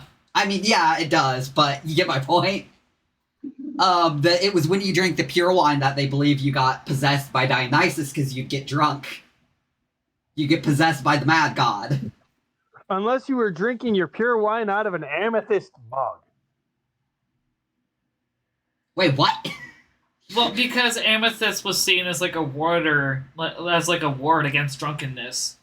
Was it? I didn't know that. Yes, I never heard that. It's literally in its name. It's literally the etymology of the word amethyst. Wait, for real? Yep. I've never heard this. Hold on. Rabbit hole it later, boy. I knew it was seen as the, amethyst used to be seen as the blood of Dionysus at one point. No, literally in Greek, amethyst comes from the word like amethystos, meaning without drunkenness. That's interesting. Oh, I need to look into that. I've never heard of that. I told you this shit before. No, you haven't. Yes, I have. No, you have not. Yes, I have, bitch. I would remember if you told me that because amethyst is my favorite stone. Yeah, bitch. I like amethyst and sapphires. If you told me, I remember because it involved amethyst. Bitch. Well, you probably like amethyst because Dionysus likes it too. Yes. There's probably a pipeline there. Wait, I can't yeah. remember. It was Yeah. either Dionysus's blood amethyst is believed to be, or it's wine he spilled when he was upset at one point. But amethyst was believed to originate from Dionysus, basically. Yeah. And it's why it's considered important and like sacred to him or whatever. Yeah. It's why I have amethyst over there by Dionysus on my altar. You've heard what I had to say. Here's a cool devotional offering you could do one time. Yeah. Carve a statue of Dionysus out of amethyst. Oh. Oh, that would be so hard. I That'd do be so not have that kind of expensive, too. time. Do you know how large of a thing of amethyst you would have to get in order to be able to figure out how to fucking chisel? Uh-huh. Oh yeah. I was about to say. I'm not saying it'd be easy. I mean, you know, but then is it a devotion? Is it really a devotional offering if it's easy? See, Valid. I've already planned to do an entire personal translation of the entire Bacchae as a devotional thing. So, I already have that covered, thank you. And it does not Ruby, involve put buying your a circle priceless amethyst in the eye. gemstone to learn how to carve. It just means learning an entire new language. And see, this is where I come in, considering anything related to, like, translation stuff and shit is basically devotional for Oma to me. Okay, let's get back to this. We're already going on 2 hours now. And we're only halfway. Yeah. We're halfway there! This is a long-ass play. Can we focus? We're only just gonna hurt cats for the next 3 hours. This is Dionysus we're talking about. How can we focus? Exactly. Okay, if where it do got we lost? less, there's only Hermes that's more ADHD than Dionysus. Tell me I'm wrong. I can see it. Okay, where do we leave off? Dionysus is just the stoner ADHD type. Yes. Where do we leave off? You've heard what I had to say, Pentheus. You've heard what I had to say, Pentheus, but still you're not convinced? Though I'm suffering badly at your hands. I say you shouldn't go to war against a god. You should stay calm. Bromius will not let you move his Bacchae from their mountains. Don't preach to me. You've got out of prison. Enjoy that fact, or I'll punish you some more. I'd sooner make an offering to that god than in some angry fit kick at his whip. A mortal going to battle with a god. I'll sacrifice all right, with a slaughter of those women, just as they deserve, in the forests, on Cytharion. You'll all run. What a disgrace to turn your bronze shields round, fleeing the tearsoi of those Bacchae women. You! It's useless trying to argue with this stranger. Whatever he does or suffers, he won't shut up. My lord, there's still a chance to end this calmly. I doing what? Should I become a slave to my own slaves? I'll bring the women here without the use of any weapons. I don't think so. You're setting me up for your tricks again. What sort of tricks if I want to save you in my own way? You've made some arrangement. You and your god. So you can always dance your bacchanalian orgies. Just looking through this, look at how many chances Dionysus gave him to back the fuck up. I know, right? And he's still doing it. Like, at this point, it's like, dude! Weakest link. You are the biggest link. Goodbye. Yes. Yes, that's true. I have made some arrangement with the god. You there! Bring me my weapons! And you! No more talk. Keep quiet. Just a minute. How would you like to gaze upon those women sitting there in the together in the mountains? I'd like that. Yes, I'd pay in gold. And pay a lot. Why is that? Why do you desire it so much? I'd be sorry to see the women drunk. Would you derive pleasure from looking on, viewing something you find painful? Yes, I would. If I were sitting in the tree, in silence. But even if you go there secretly, they'll track you down. You're right. I'll go there openly. So you're prepared, are you, to make the trip? Shall I lead you there? Yes, let's go. With all speed. I've got time. In that case, you must clothe your body in a dress, one made of Eastern linen. What? I'm not going up there as a man? I've got to change myself into a woman? If they see you as a man, they'll kill you. Right again. You always have the answer, you cocky little shit. But, I mean, look at how quickly he's done a 180 now. Yeah? Dionysus taught me all these things. How can I best follow your suggestion? I'll go inside your house and dress you up. What? Dress up? In a female outfit? I can't do that. I'd be too ashamed. I'm clutching at pearls I don't have. You're still keen to see the Maenads, aren't you? What sort of clothing do you recommend? How should I cover up my body? I'll fix up a long hairpiece for your head. All right. What's the next piece of my outfit? A dress down to your feet, then a headband to fit just here around your forehead. What else? What other things will you provide? A thyrsus to hold in a dappled fawn skin. No! I can't dress up in women's clothes! But if you go fighting with these Bacchae, you'll cause bloodshed. Yes, that's true. So first we must go up and spy on them. Hunt down evil by committing evil. That sounds like a wise way to proceed. It works for tyrants. But how will I make it through the city without these Thebians noticing me? We go by deserted streets. I'll take you. Well, anything is easier to accept than being made a fool by Bacchic women. Let's go into the house. I'll think about what's best. As you wish. Whatever you do, I'm ready. I think I'll go in now. It's a choice of going with weapons or taking your advice. My women, that man's now entangled in our net. He'll go to those Bacchae, and there he'll die. That will be his punishment. Dionysus, you're not far away. Now it's up to you. Punish him. First, make sure he goes insane with some crazed fantasy. If his mind is strong, he'll not agree to put on women's clothes, but he'll do it if you make him mad.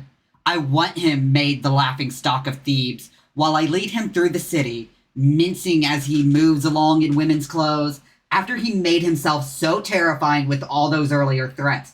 Now I'll be off. To fit Pentheus into his costume, he'll wear when he goes down to Hades. Once he's butchered by his own mother's hand, he'll come to acknowledge Dionysus, son of Zeus, born in full divinity, most fearful and yet most kind to men. Oh, when will I be dancing, leaping barefoot through the night, flinging back my head in ecstasy in the clear, cold dew, fresh air, like a playful fawn celebrating its green joy across the meadows, joy that it's escaped the fearful hunt, as she runs beyond the hunters, leaping past their woven nets. They call out to the hound, chase her with still more speed, but she strains every limb, racing like a windstorm, rejoicing by the river plain, in places where no humans lurk. In the green living world, beneath the shady branches, the foliage of the trees. What is wisdom? What is finer than the rights men get from gods to hold their powerful hands over the heads of their enemies? Ah, yes, what's good is always loved. The power of the gods. The- The power of the gods is difficult to stir, but it's a power we can count on. It punishes all mortal men who honor their own ruthless wills, who in their fits of madness fail to reverence the gods. Gods track down every man who scorns their worship, using their cunning to conceal the enduring, steady pace of time. For there's no righteousness in those who recognize or practice what's beyond our customary laws. The truth is easy to acknowledge. Whatever is divine is mighty. Whatever has been long established law is an eternal natural truth. What is wisdom? What is finer than the rights men get from gods to hold their powerful hands over the heads of their enemies? Ah, yes, what's good is always loved. Kind of like chocolate or pizza.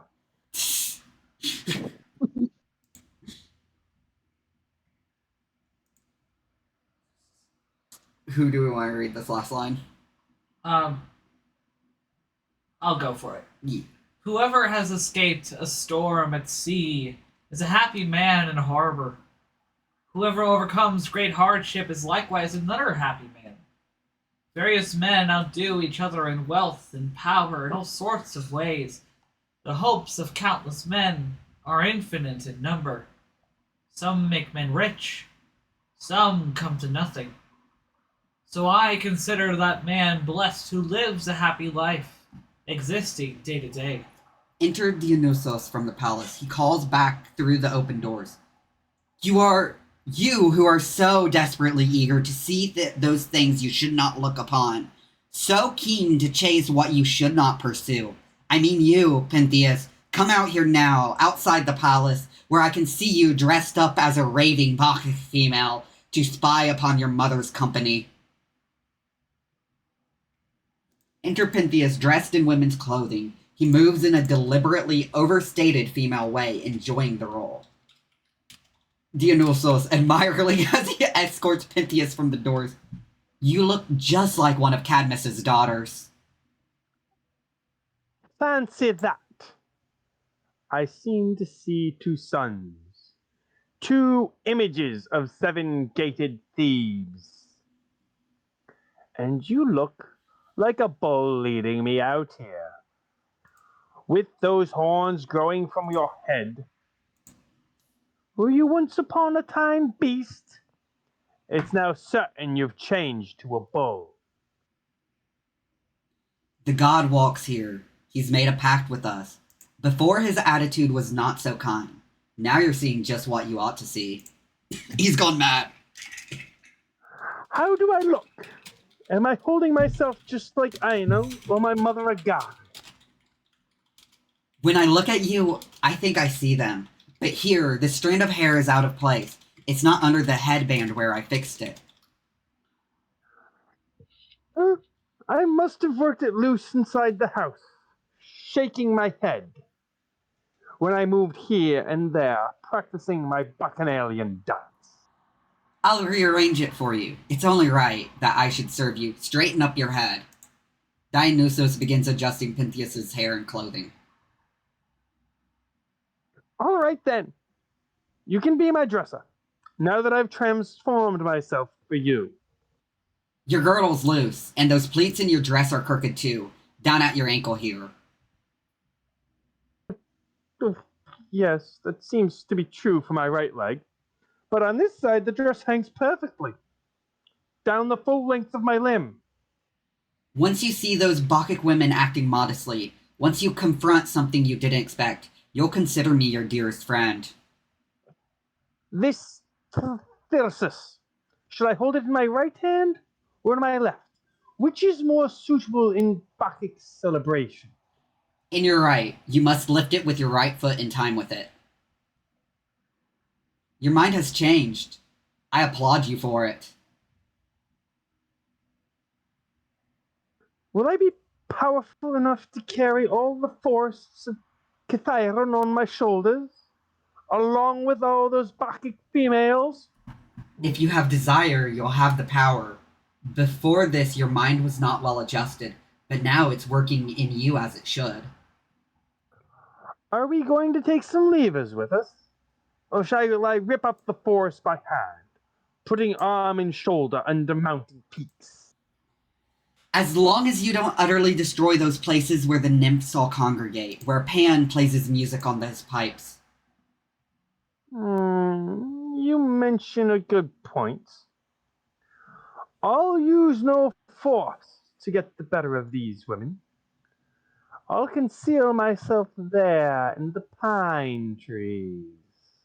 You'll find just the sort of hiding place a spy should find who wants to hide himself, so he can gaze upon the Maenads. That's good. I can picture them right now. In the woods, going at it like running birds, clutching each other as they make sweet love. He really thinks they're doing debauchery. I can't think of a different word. Like, the entire thing is like he thinks they're doing things they're not supposed to, but they aren't. What is it with stereotypical depictions of cis men and wanting to see women go at it? Like, they're totally fine with seeing women go at it with each other, but the moment that they even potentially think about male and male, they're like, oh, hell no. I have no idea. And I've asked that myself question several.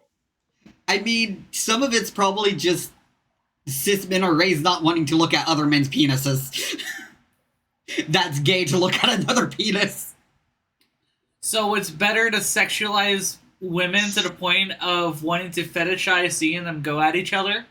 Yes. You act like there's logic to society. There isn't. I know, there is no logic to sexism, but it's still annoying. Yeah. It's kind of like masturbation is bad, but also having sex with a woman is bad, but you're not allowed to have sex with another man either.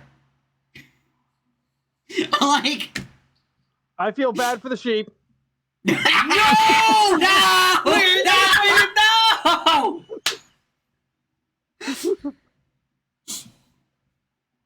Now, that's how minotaurs are born, okay? Let's not do that. What would that be, though? Because it wouldn't be a satyr, because satyr are goats. Minotaur is a bull. What would a sheep be? I'm asking the real questions here. A woman. But you've heard that joke online, I'm sure. No? Oh, it's a joke that society tells men. See, what was it? Oh, it's specifically women aren't supposed to have sex, but men are supposed to have lots of sex. Masturbation is bad, so who are the men supposed to be having sex with?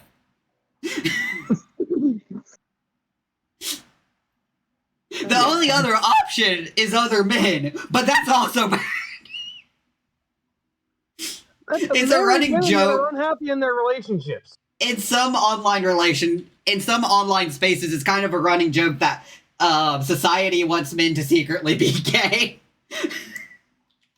Because it's the only way that the dynamic of women being chaste and men being horn dogs can work. So I am not able to find any hybrid creature in mythology or legend that is associated with sheep. So they're just Irish. I did not just say that! I don't know who in my system just said that! Who heard that? First of all, get the slur right. If you're going to be going off about sheep shagging, it's the Welsh.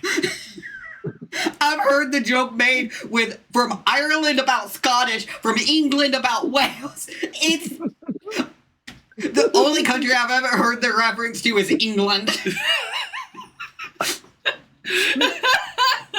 Have you never heard? I've never heard that in relation to the Irish. I've only ever heard it as a slur against the Welsh. I've heard it from Welsh, Scotland, and Ireland. It's, to be fair, I mostly hear about the Welsh, though. Right. And I think the joke is because I think Ireland, Scotland, and Wales are all known for sheep. For having a lot of, like, sheep and, like, that kind of agriculture.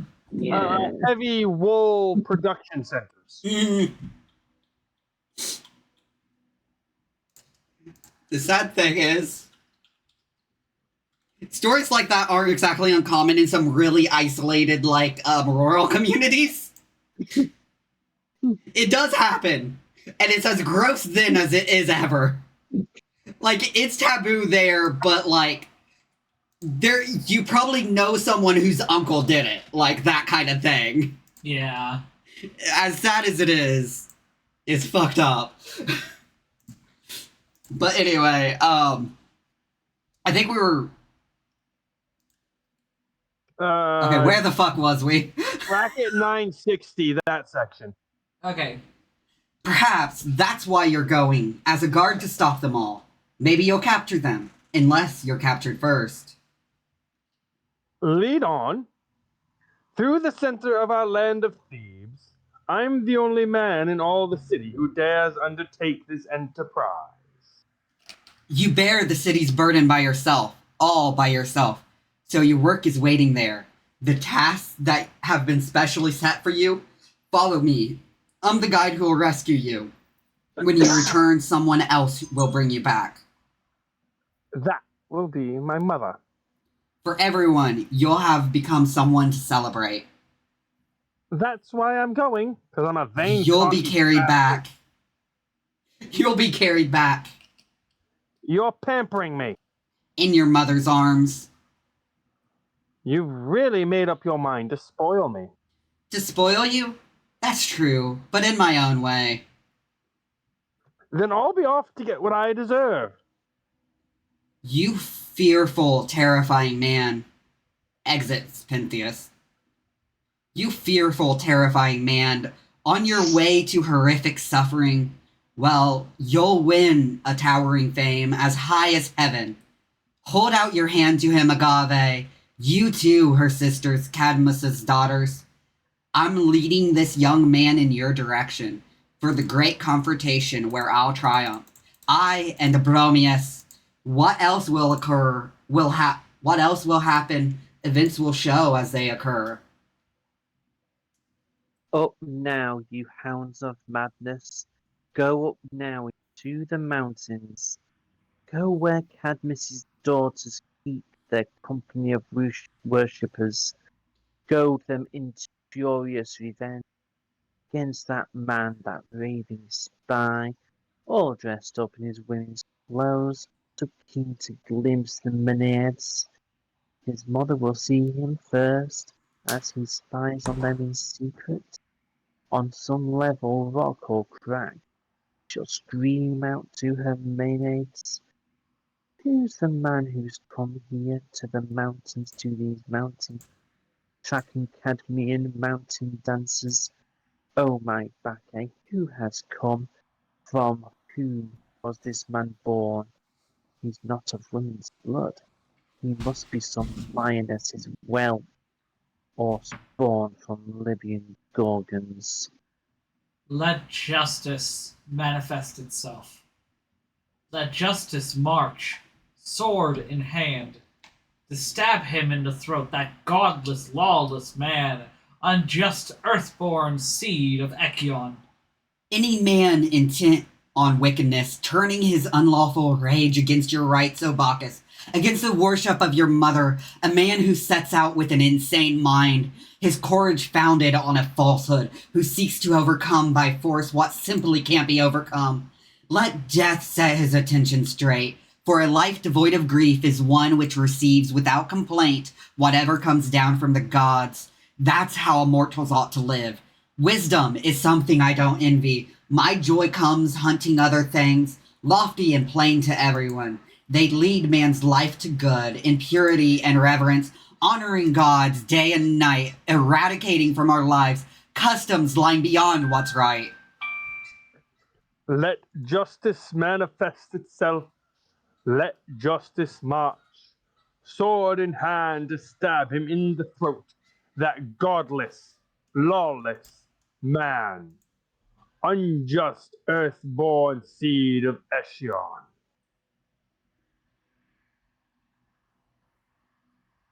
Appear now in our sight, O Bacchus.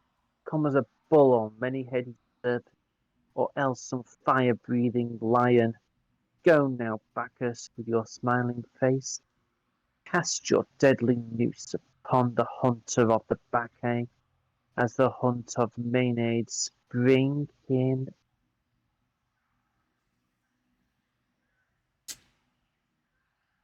Who was second messenger? How That was you. I grieve for this house.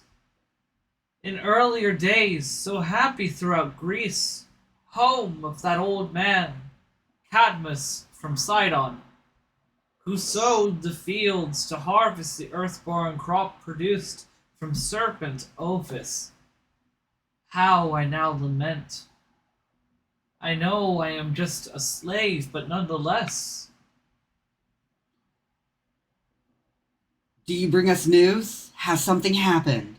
Something about the Bacchae? Pantheos, child of Echion, is dead. O my lord Bromius, now your divine greatness is here made manifest. What are you saying? Why that song? Women, how can you now rejoice like this for the death of one who was my master? We're strangers here in Thebes, so we sing out in joy, in chants from foreign lands. No longer need we cower here, in fear of prisoners' chains. Do you think Thebes lacks sufficient men to take care of your punishment? Dionysus, oh Dionysus, he's the one with power over me, not Thebes. That you may be forgiven. But to cry aloud with joy when such disasters come, women, that's not something you should do, or you should so. Speak to me, tell all. How did death strike him down? That unrighteous man, the man who acted so unjustly. Once we'd left the settlements of Thebes, we went across the river Asopus, then started the climb to Mount Kitaeron, Pantheos and myself. I followed the king. The stranger was our guide, scouting the way first. We sat down in a grassy meadow, keeping our feet and tongues quite silent, so we could see without being noticed. Then there was a valley, there shut in by cliffs. Through it, refreshing waters flowed, With pines providing shade, the Maenads sat there, their hands all busy with delightful work, some of them with ivy strands repairing damaged tearsoi, while others sang, chanting Bacchic songs to one another, carefree as fillies freed from harnesses. Then Pentheus, that unhappy man, not seeing the crowd of women, spoke up. "Stranger, I can't see from where you're standing. My eyes can't glimpse those crafty Maenads.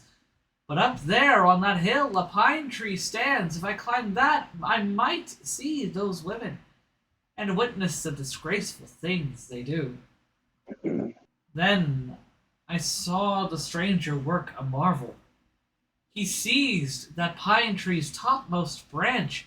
It stretched up to heaven and brought it down, pulling it to the dark earth, bending it as if it were a bow of some curved wheel, forced into a circle while staked out with pegs. That's how the stranger made that tree bend down, forcing the mountain pine to earth by hand, something no mortal man could ever do. He set Pentheus in that pine tree's branches. Then his hands released the tree, but slowly, so it stood straight, being very careful not to shake Pentheus loose. So that pine towered straight up to heaven, with the king perched up its back. Maenads could see him there more easily than he could spy on them. As he was just becoming visible, the stranger had completely disappeared. Some voice, I guess it was Dionysus, cried out from the sky, "Young women, I have brought you the man who had laughed at you, who ridiculed my rights. Now punish him." As he shouted this, a dreadful fire arose, blazing between the earth and heaven. The air was still. In the flooded valley, no sound came from the leaves, and all the beasts were silent too. The women stood up at once. They had heard the voice, but not distinctly.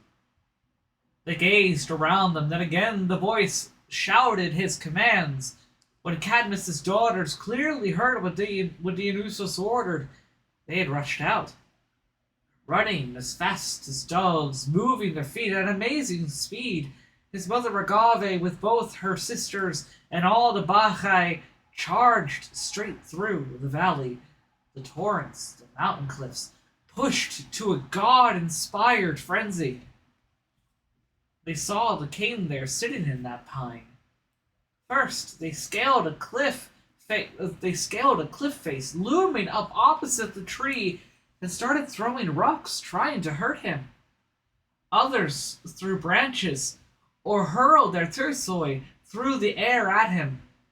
Sad, miserable Pentheus, their target. But they didn't hit him. The poor man sat through beyond their frenzied cruelty, trapped up there, no way to save his skin. Then, like lightning, they struck oak branches down, trying them as levers to uproot the tree. When these attempts all failed, Agave said, "Come now, make a circle round the tree. Then, Maenads, each of you must seize a branch, so we can catch the climbing beast up there. Stop him making our god's secret dances known." Thousands of hands grabbed the tree and pulled. They yanked it from the ground. Pentheus fell, crashing to earth, down from his lofty perch, screaming in distress. He knew well enough something dreadful was about to happen. His priestess mother first began the slaughter. She hurled herself at him. Pentheus tore off his headband, untying it from his head. So wretched Agave could recognize him, so she wouldn't kill him. Touching her cheek, he cried out, "It's me, mother, Pentheus, your child. You gave birth to me at home in Echion's house. Pity me, mother. Don't kill your child because I've made mistakes." But Agave was foaming at the mouth, eyes rolling in their sockets, her mind not set. on what she ought to think. She didn't listen. She was possessed. In a Bacchic frenzy, she seized his left arm below the elbow, pushed her foot against the poor man's ribs, and tore his shoulder out. The strength she had, it was not her own. The god had put power into those hands of hers. Meanwhile, Ino, her sister, went on the other side, ripping off chunks of Pentheus's flesh, while Autonoi and all the Bacchae, the whole crowd of them, attacked as well, all of the women howling out together. As long as Pentheus was still alive, he kept on screaming. The women cried in triumph. One brandished an arm, another held a foot, complete with hunting boot. The women's nails tore his ribs apart. Their hands grew bloody, tossing bits of flesh back and forth for fun. His body parts lie scattered everywhere, some under rough rocks, some in the forest, deep in the trees. They are difficult to find. As for the poor victim's head, his mother stumbled on it. Her hands picked it up, then stuck it on a Tirsus at the tip. Now she carries it around Katerion, as though it were some wild lion's head. She left her sisters dancing with the Maenads. She's coming here, inside those very walls, showing off with pride her ill-fated prey, calling out to her fellow hunter Bacchus, her companion in the chase, the winner, the glorious victor. By serving him in her great triumph, she wins only tears. As for me, I'm leaving this disaster. Before Agave gets back home again, the best thing is to keep one's mind controlled and worship all that comes down from the gods. That, in my view, is the wisest custom for those who can conduct their lives that way. Let's dance to honor Bacchus.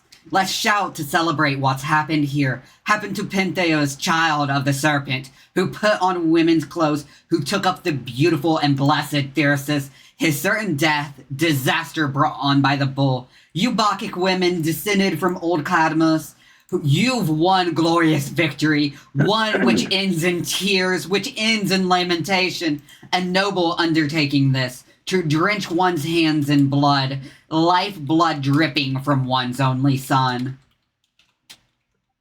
Wait, I see Agave, Pentheus' mother.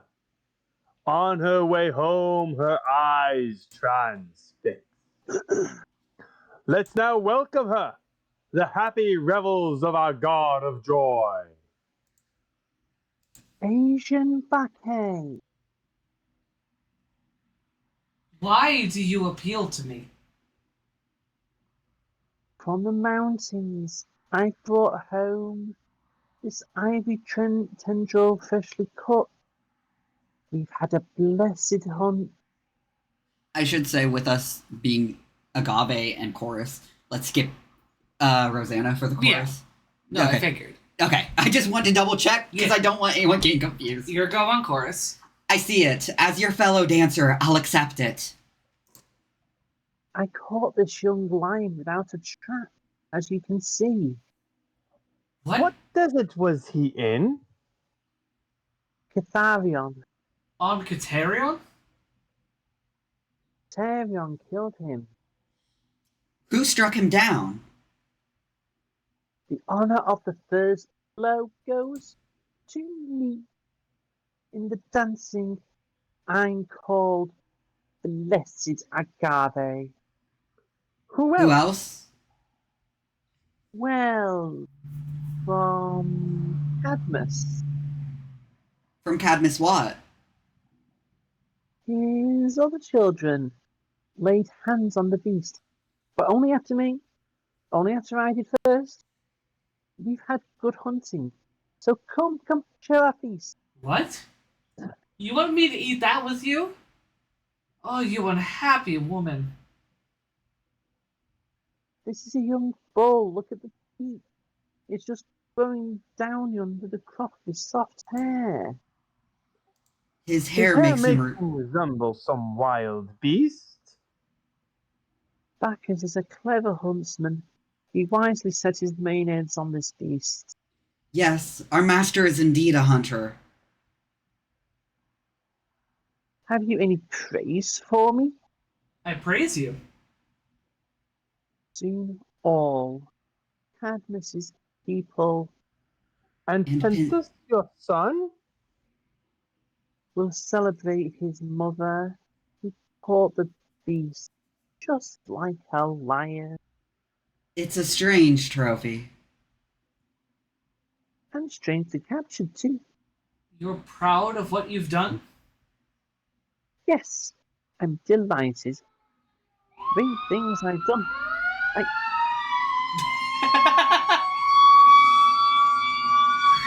And I shall hunt down those ambulances the way I hunted down this lion. But they're coming for you! They're coming for you, dear Queenie! Unfortunately, we live really close to a hospital, a fire station, and a police station. Why the heck do you live close to all 3 of them? To make you ask Keep questions, and it's clearly working. And why do you live next to an army base as well? It's being left out. What did the army ever do to you? Why do you live next to them as well?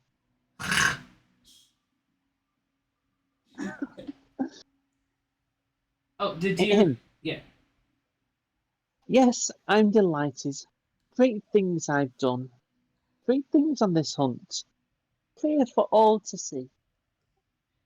Well then, you most unfortunate woman, show off your hunting prize, your sign of victory, to all the citizens.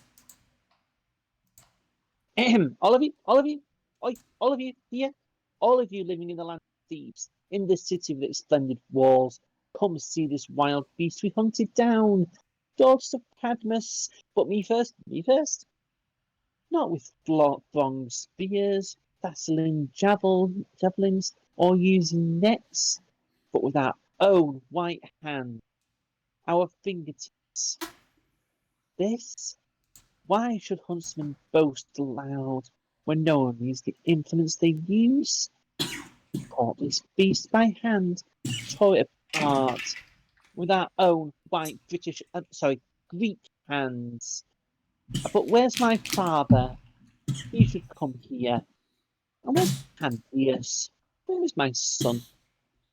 He should take a ladder, set the skins to the house, fix this lion's head way up there, high on the palace front. I captured it and brought it home with me. That's me. Enter Cadmus in attendance, carrying parts of Pentheus's body. Follow me. All those of you who carry some part of the wretched Pentheus. You slaves, come here. Right by my house. They place the bits of Pentheus's body together in a chest front of the palace. Can any of you lads put me back together? Any of you? I'm worn out. So many searches. But I picked up the body. I came across it in the rocky cliffs of Mount Citerio. Ripped to pieces, no parts lying together in one place. The woods. Difficult to search. Someone told me when my daughter had done. Those horrible acts. Once I come back, returning here with the old Tiresias inside the city walls, back from the Bacchae. So I climbed the mountains once again. Now I bring home this child, the mine that's killed. I saw Autonoi, who once bore Actaeon to Aristeus, and Ino. She was with her there, in the forest. Both still possessed. Quite mad, poor creatures. Someone said Agave was coming here, still doing her Bacchic dance. He spoke the truth, for I see her there. Oh, what a wretched sight. You're just jealous I can dance better than you. Father, now you can be truly proud. Among all living men you've produced, by far the finest daughters. I'm talking of all of us, but mostly of myself. I got the first blow in. I did first blood. That was me. I left behind my shuttle and my loom, and risen to great things, catching the wild beasts with my bare hands. Now I've captured him. I'm holding in my arms the finest trophy. As you can see, bringing it back home to you, so it may hang here. Take this, Father. Let your hand welcome it. Be proud of it. Caress it. What I've caught. Summon all your friends. Have a banquet, for you are blessed indeed. Blessed your daughters have achieved these things. And that you sight Don't forget to me fill that one would for me. make the first blow. This grace beyond measure, beyond endurance. With these hands of yours, you've murdered him.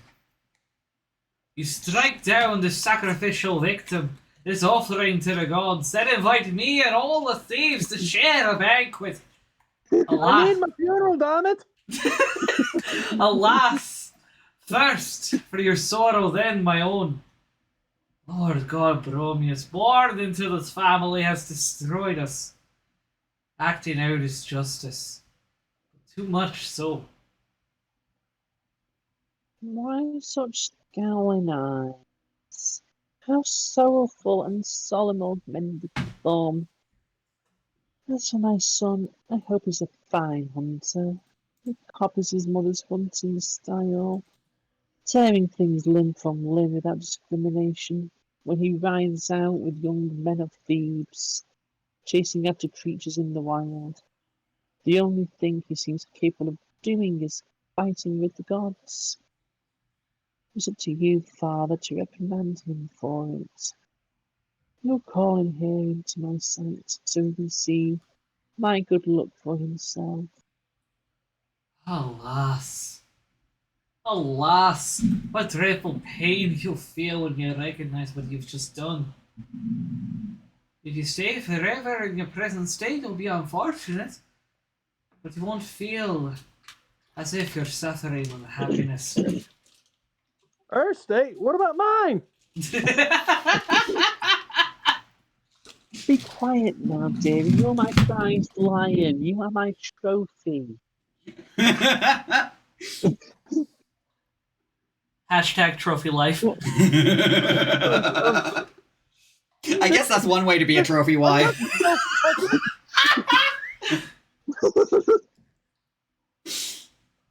There's so much improv in this.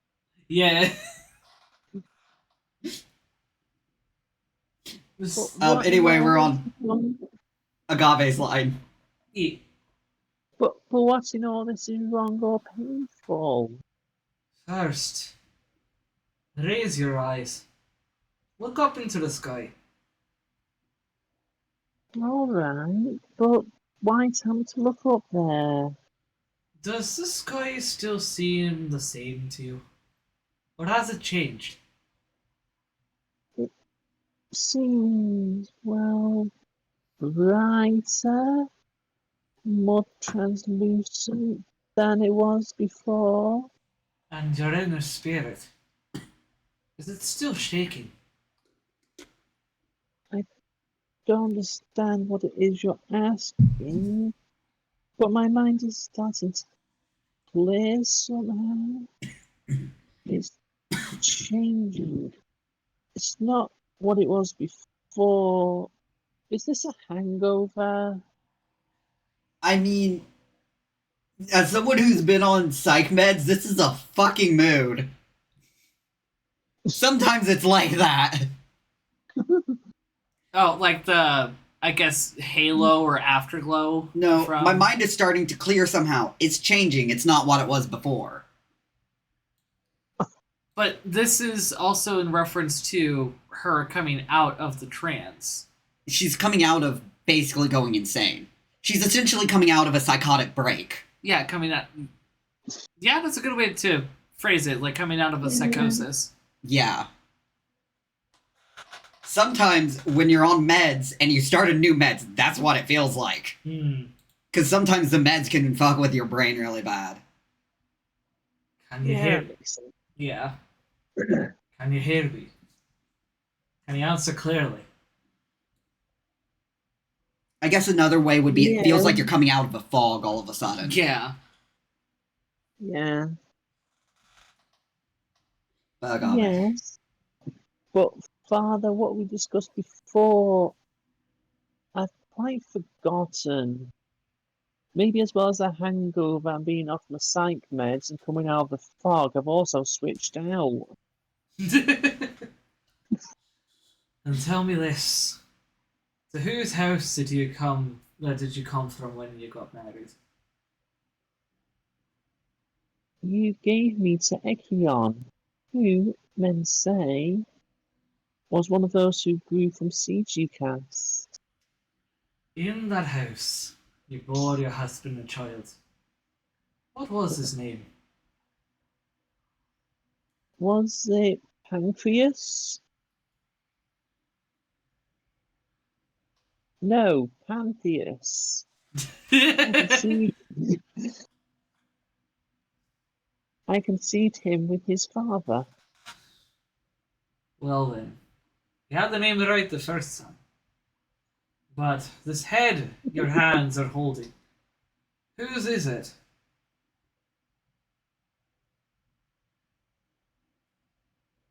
It's a lion. That's what the hunters said. Inspect it carefully, my dear. You can do it.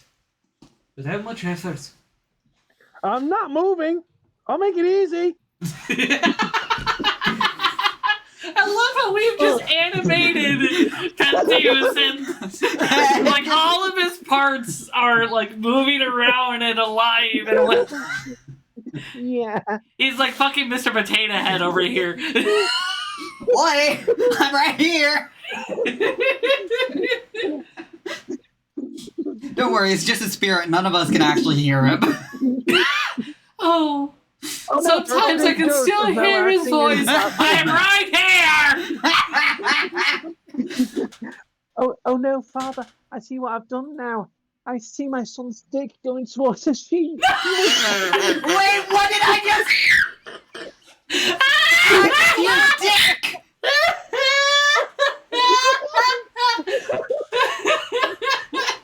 That is not what I expected in such a sweet voice.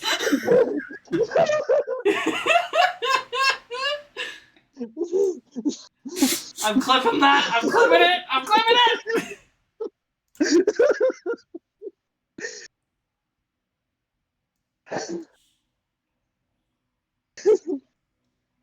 Okay.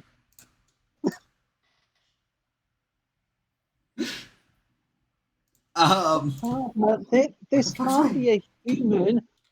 It doesn't have a pancreas. I think we were Cadmus's. Yeah. I said Yeah. inspect it carefully. You can do that without much effort. Okay, so agave.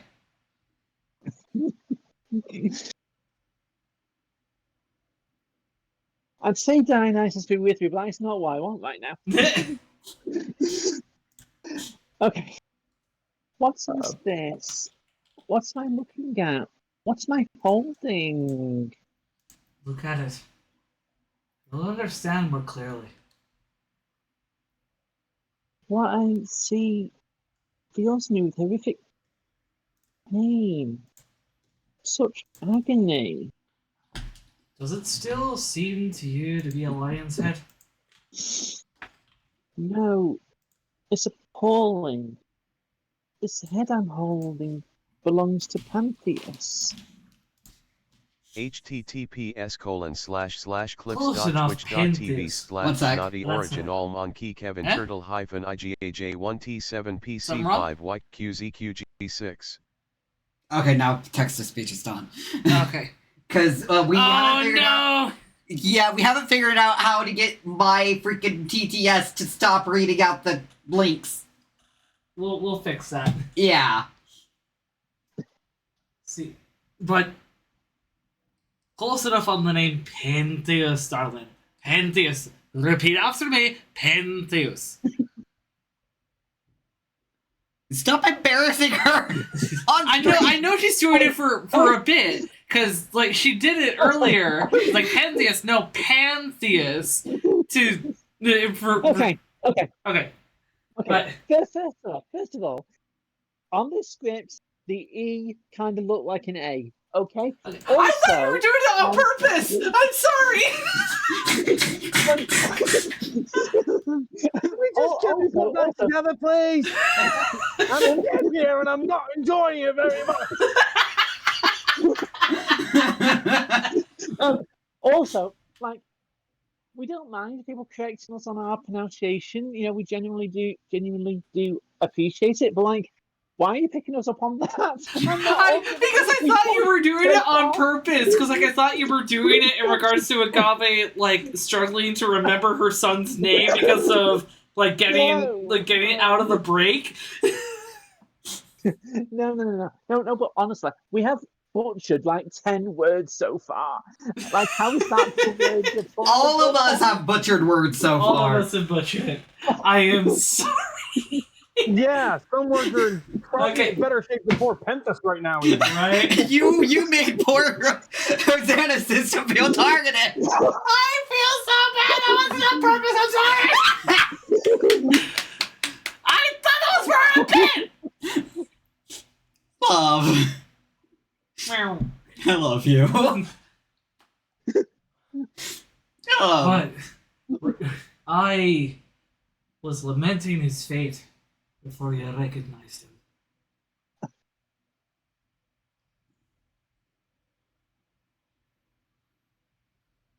Who killed him? Did he die of laughter in the last Bacchae? Yeah, probably.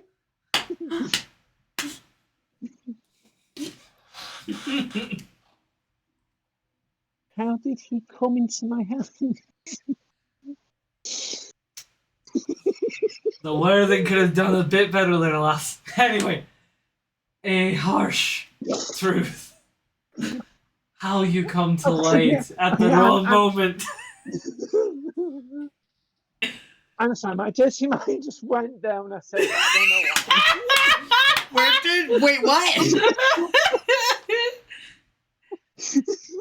How did he come into my hand? Oh no! Oh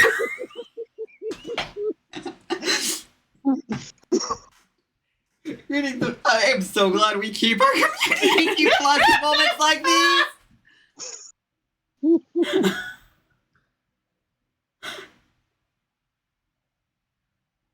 Yeah, how you come to light at the wrong moment.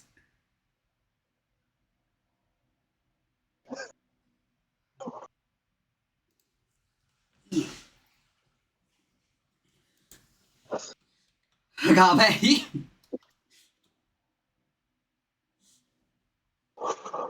Okay. It has been too long since I've laughed this hard for this long. That's a mood, though. We tend to. It happens a lot on our streams, though. Yeah. I gotta join you all more often. Absolutely. Yeah, just be warned. We tend to do late night streams, especially probably for y'all. Yeah. Oh yeah. Tell me. My heart is pounding in me to hear what you're about to say. Your VTuber looks cute. You That is all. killed him. Oh, thank you. Oh. God, first time chatter. Hey! Hey, welcome to the community. We're currently reading through the Bacchae. It's for the Dionysia. Dionysia is a Hellenic holiday celebrating Dionysus, which is one of our gods. He's the god of wine, revelry, theater, madness, all kinds of stuff. But I hope you enjoy your time here. Right now. Yeah. Very strong in the madness right now. Yeah. Yeah. I do these every so often. In the year, there's special events to celebrate different Hellenic holidays where we read through plays and stuff with other actors. So we also have a Discord and everything. If you want to join that, do you want to do your part of the spiel? Well, Your Discord spiel thing? Yeah, do know that like our streams here, the community and the Discord are 18 plus. Do know that when you hop in, you have 15 minutes to verify you have read the rules. Otherwise, you will be temporarily booted by one of the bots meant to curb against hate rates and trolls. We are LGBTQIA2 Spirit Plus, neurodivergent, disability, and mental health forward, and we also do our best to uplift and advocate for BIPOC voices regarding their own experiences. You have it memorized, and I have a slight stutter. Wait, why is... What the fuck? Anyway. My Discord didn't work. Yeah, No. Cadmus's turn. But I already did it. You did? That's why it didn't work for you, because I Ow! already did it. Sweetheart! I didn't see! Your computer's faster than mine right now, because mine's also running an entire stream. Well then, how about you leave it to me, because Zara and I have the mod privileges. Okay, Okay. have it. You're not usually in here. You killed him. You and your sisters. Where was he killed? At Hunting home? trip. In what sort of place? He was killed. The dogs once made a common meal of Actaeum.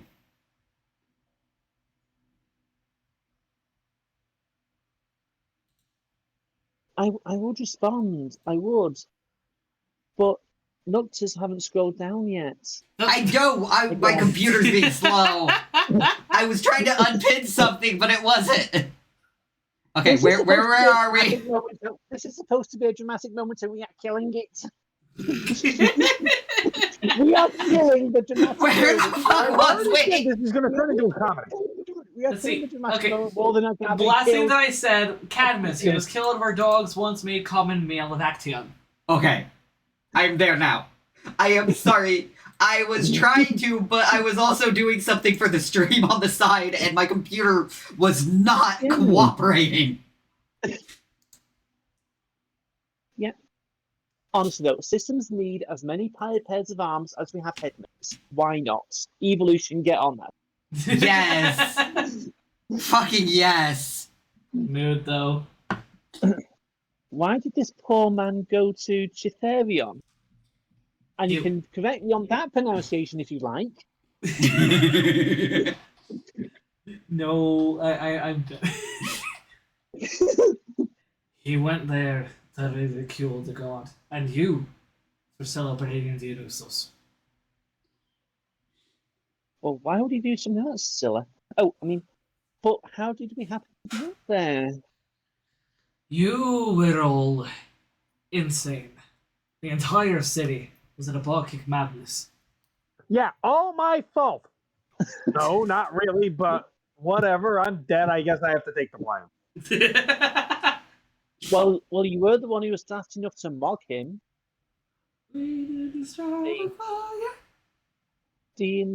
Dionysus has destroyed us all. He took offense at being insulted. You did not consider him a god. Father, where's the body of my dearest son? I know where his dick is. I had trouble tracking down the body. I brought back what I found. Are all his limbs laid out just as they should be? And Pantheus, what part did he play in my madness? Like you, he was irreverent to the god. That's why the god linked you and him together in the same disaster, thus destroying the house and me, so I have no children left. Now I see this offspring of your womb, you unhappy woman, cruelly butchered in the most shameful way, with his dick out. He was the one who brought new vision to our family. My child, you upheld the honor of our house, my daughter's son. You were feared in Thebes. No one who saw you ever would insult me, though I am old. For you would then inflict fit punishment. Now the mighty Cadmus, the man who sowed and later harvested the most splendid crop, the Theban people, will be in exile, banished from his home, a dishonored man, dearest of men, even though, my child, you are alive no more. I count you among those closest to me. You won't be touching my cheek anymore, holding me in your arms, calling me grandfather, and asking me, old man, who's injuring or dishonoring you? Who upsets your heart with any pain? Tell me, father, so I can punish him, anyone who treats you in an unjust way. Now you are in this horrifying state. I am in misery. Your mother's pitiful, and all your relatives are in despair.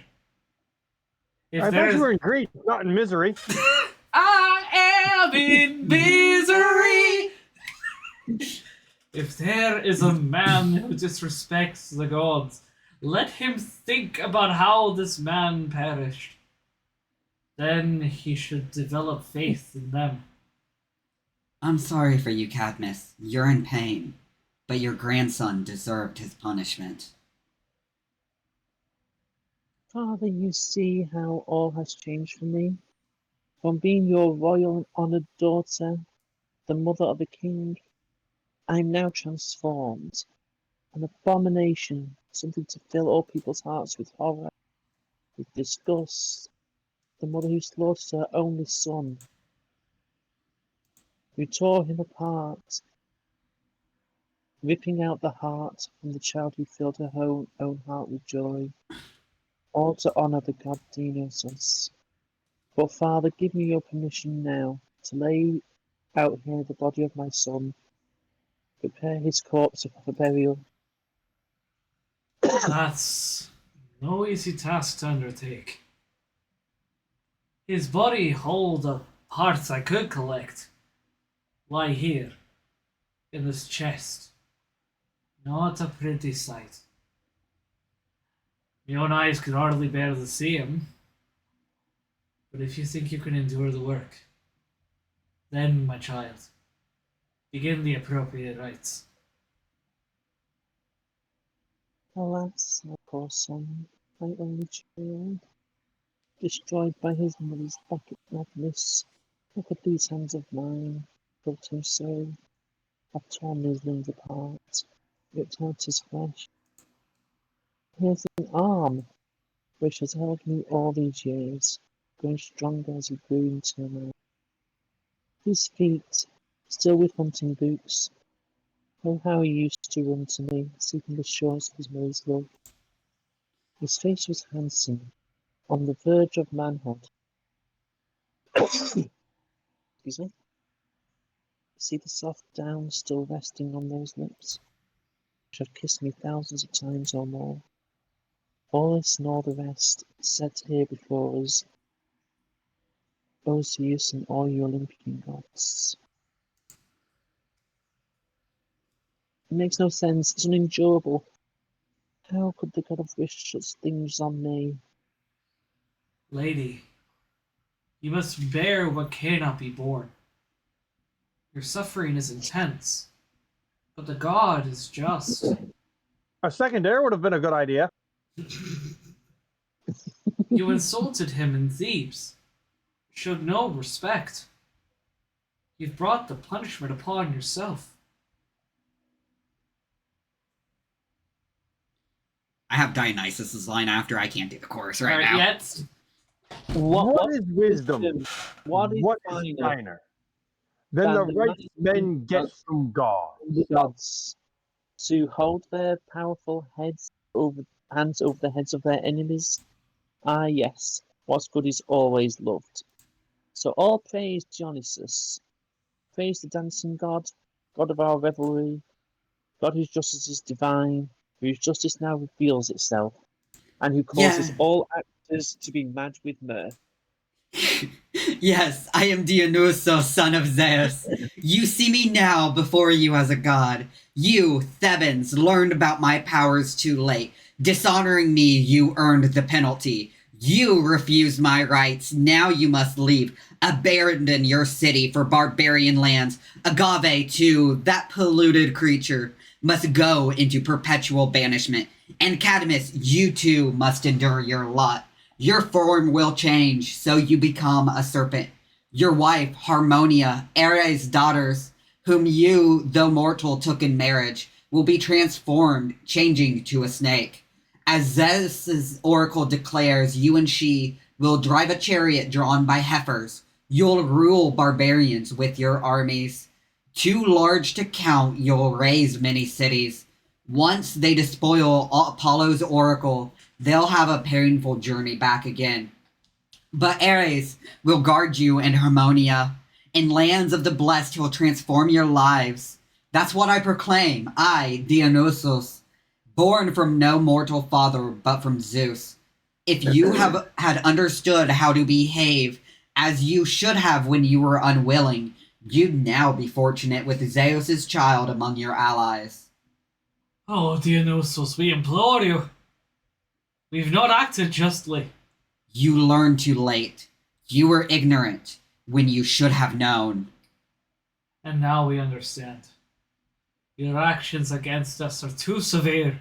I was born a god, and you insulted me. Angry gods should not act just like humans. My father Zeus willed all this long ago. Alas, old man, then this must be our fate, a miserable exile. Why then delay? Why postpone what necessity requires? Child, we stumbled into this disaster, this terrible calamity, you and me, both in agony. Your sisters too. So I'll go out to the barbarians, a foreign resident in my old age. And then for me, there's that oracle, which says I'll lead a mixed barbarian force back into Greece. I'll bring here with me Harmonia, Ares' daughter, my wife. I'll have the savage nature of a snake as I lead my soldiers to the altars, to the tombs in Greece. But even then, there'll be no end to my wretched sorrows.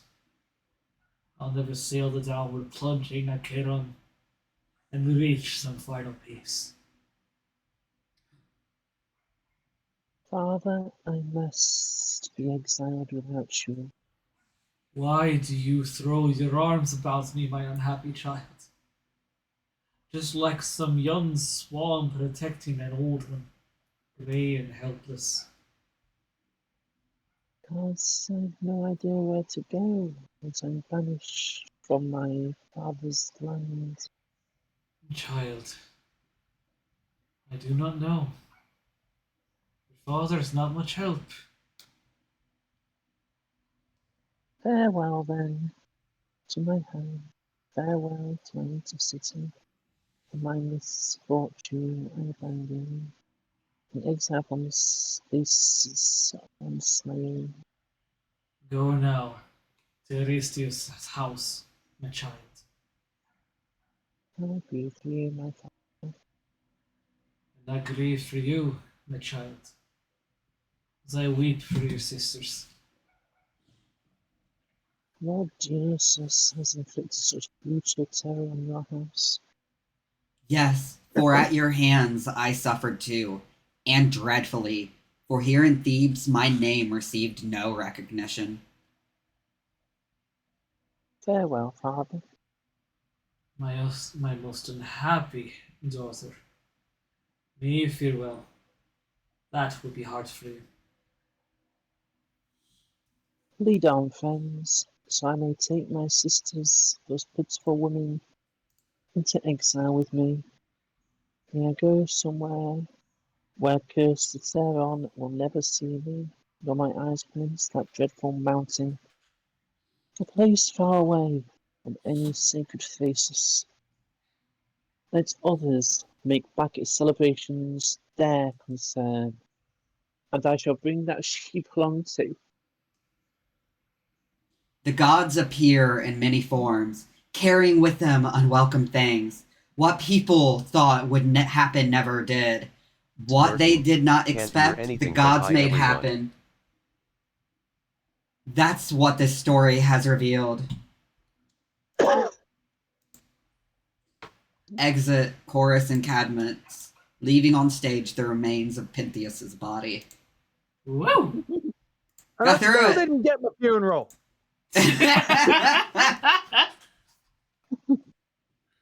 Yeah, that part's especially sad when you consider how important a proper funeral was to ancient Greece. It was considered one of the most important things. Hecate, if someone did not receive their proper funeral, was believed to essentially lead a procession of spirits to the mortal world in order for them to be able to go back. Not that I can't hear stream though, just no headphones, in case you were Just no wondering. headphones, in case you were wondering.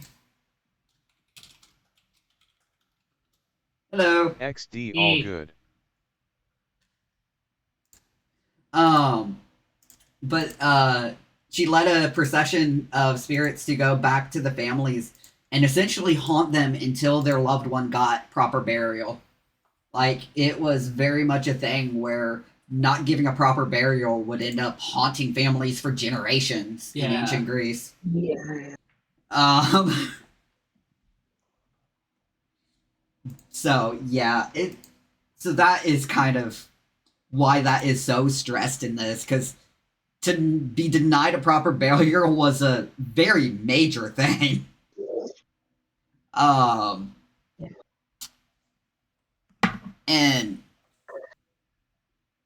But yeah, definitely, I always love reading through like this stuff. I do wonder, like, because it talks about the oracle. I'll lead a mixed barbarian race back into Greece.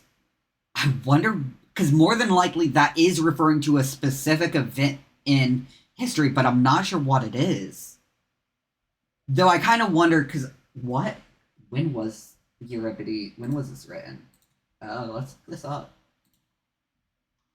Well, given that the play references the sowing of serpent's teeth, and Cadmus is one that killed a serpent, you'd have to look for when that myth is set to kind of find the timeline. Yeah. Not necessarily, because if this was written 4/7. Okay.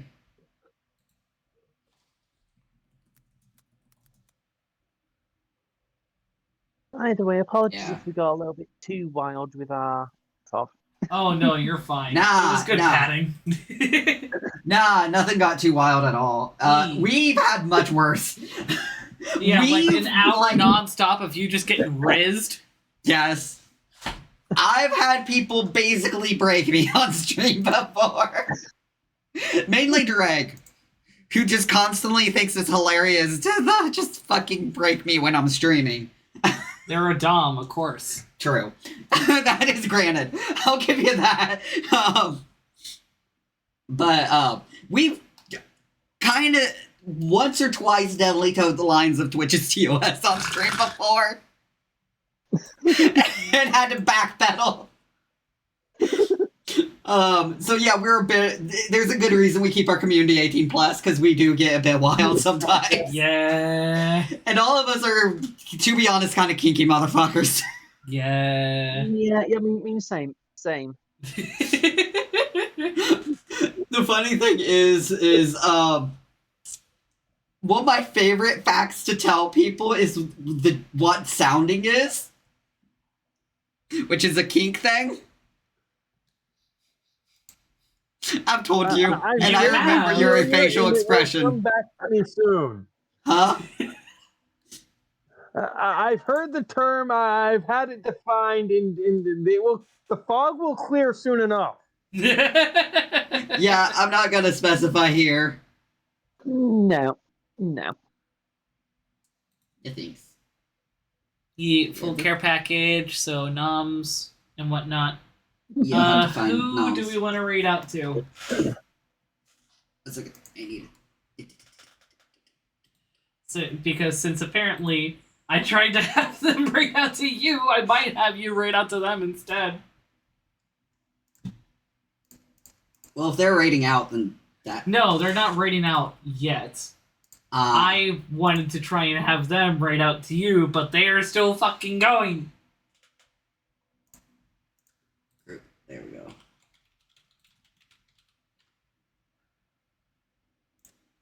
And I can... Skittle and Jelks.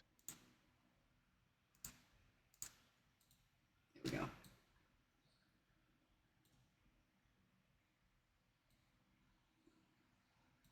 But no, I tried to have them raid out to you, but with the...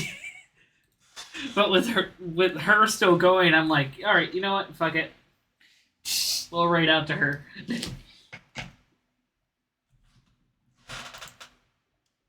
Yeah, because my computer's also getting the encoders overloaded. I don't know why, though. I don't have anything that should be overloading it. Potentially, I can't use this TV, like, when streaming, sadly. Yeah, it might be the TV that's overloading shit. Probably. Fuck. Probably don't have enough freaking RAM on your vid card. So, suggestion is save some green, buy a better computer with a beefier vid card. Oh, I have one I'm gonna be getting sometime. Here's the raid message. But it's just... It's more streaming, when you're streaming like this, it takes a lot of GPU and RAM and everything, just resources in general. So, while in the day-to-day it would be fine, but that does not mean my computer can handle it when I'm streaming because of the stress that streaming puts. Do your outro, you're almost out of time. I can always just reinitiate it if I need to. But anyway, we will be getting off of here now then. And I forgot to do a thing. Yeah. But I hope to see everyone in, when's my next stream? I think it's Thursday. Thursday, when I'm streaming, I think I'm doing Hades this week. Yes. So, hopefully I see people then. This was just, and we will, I think the next one of these we do might be Panathania. So that'll be a few months away. But have a nice day, evening, whatever it is in your time zone. And I'll see you in your dreams!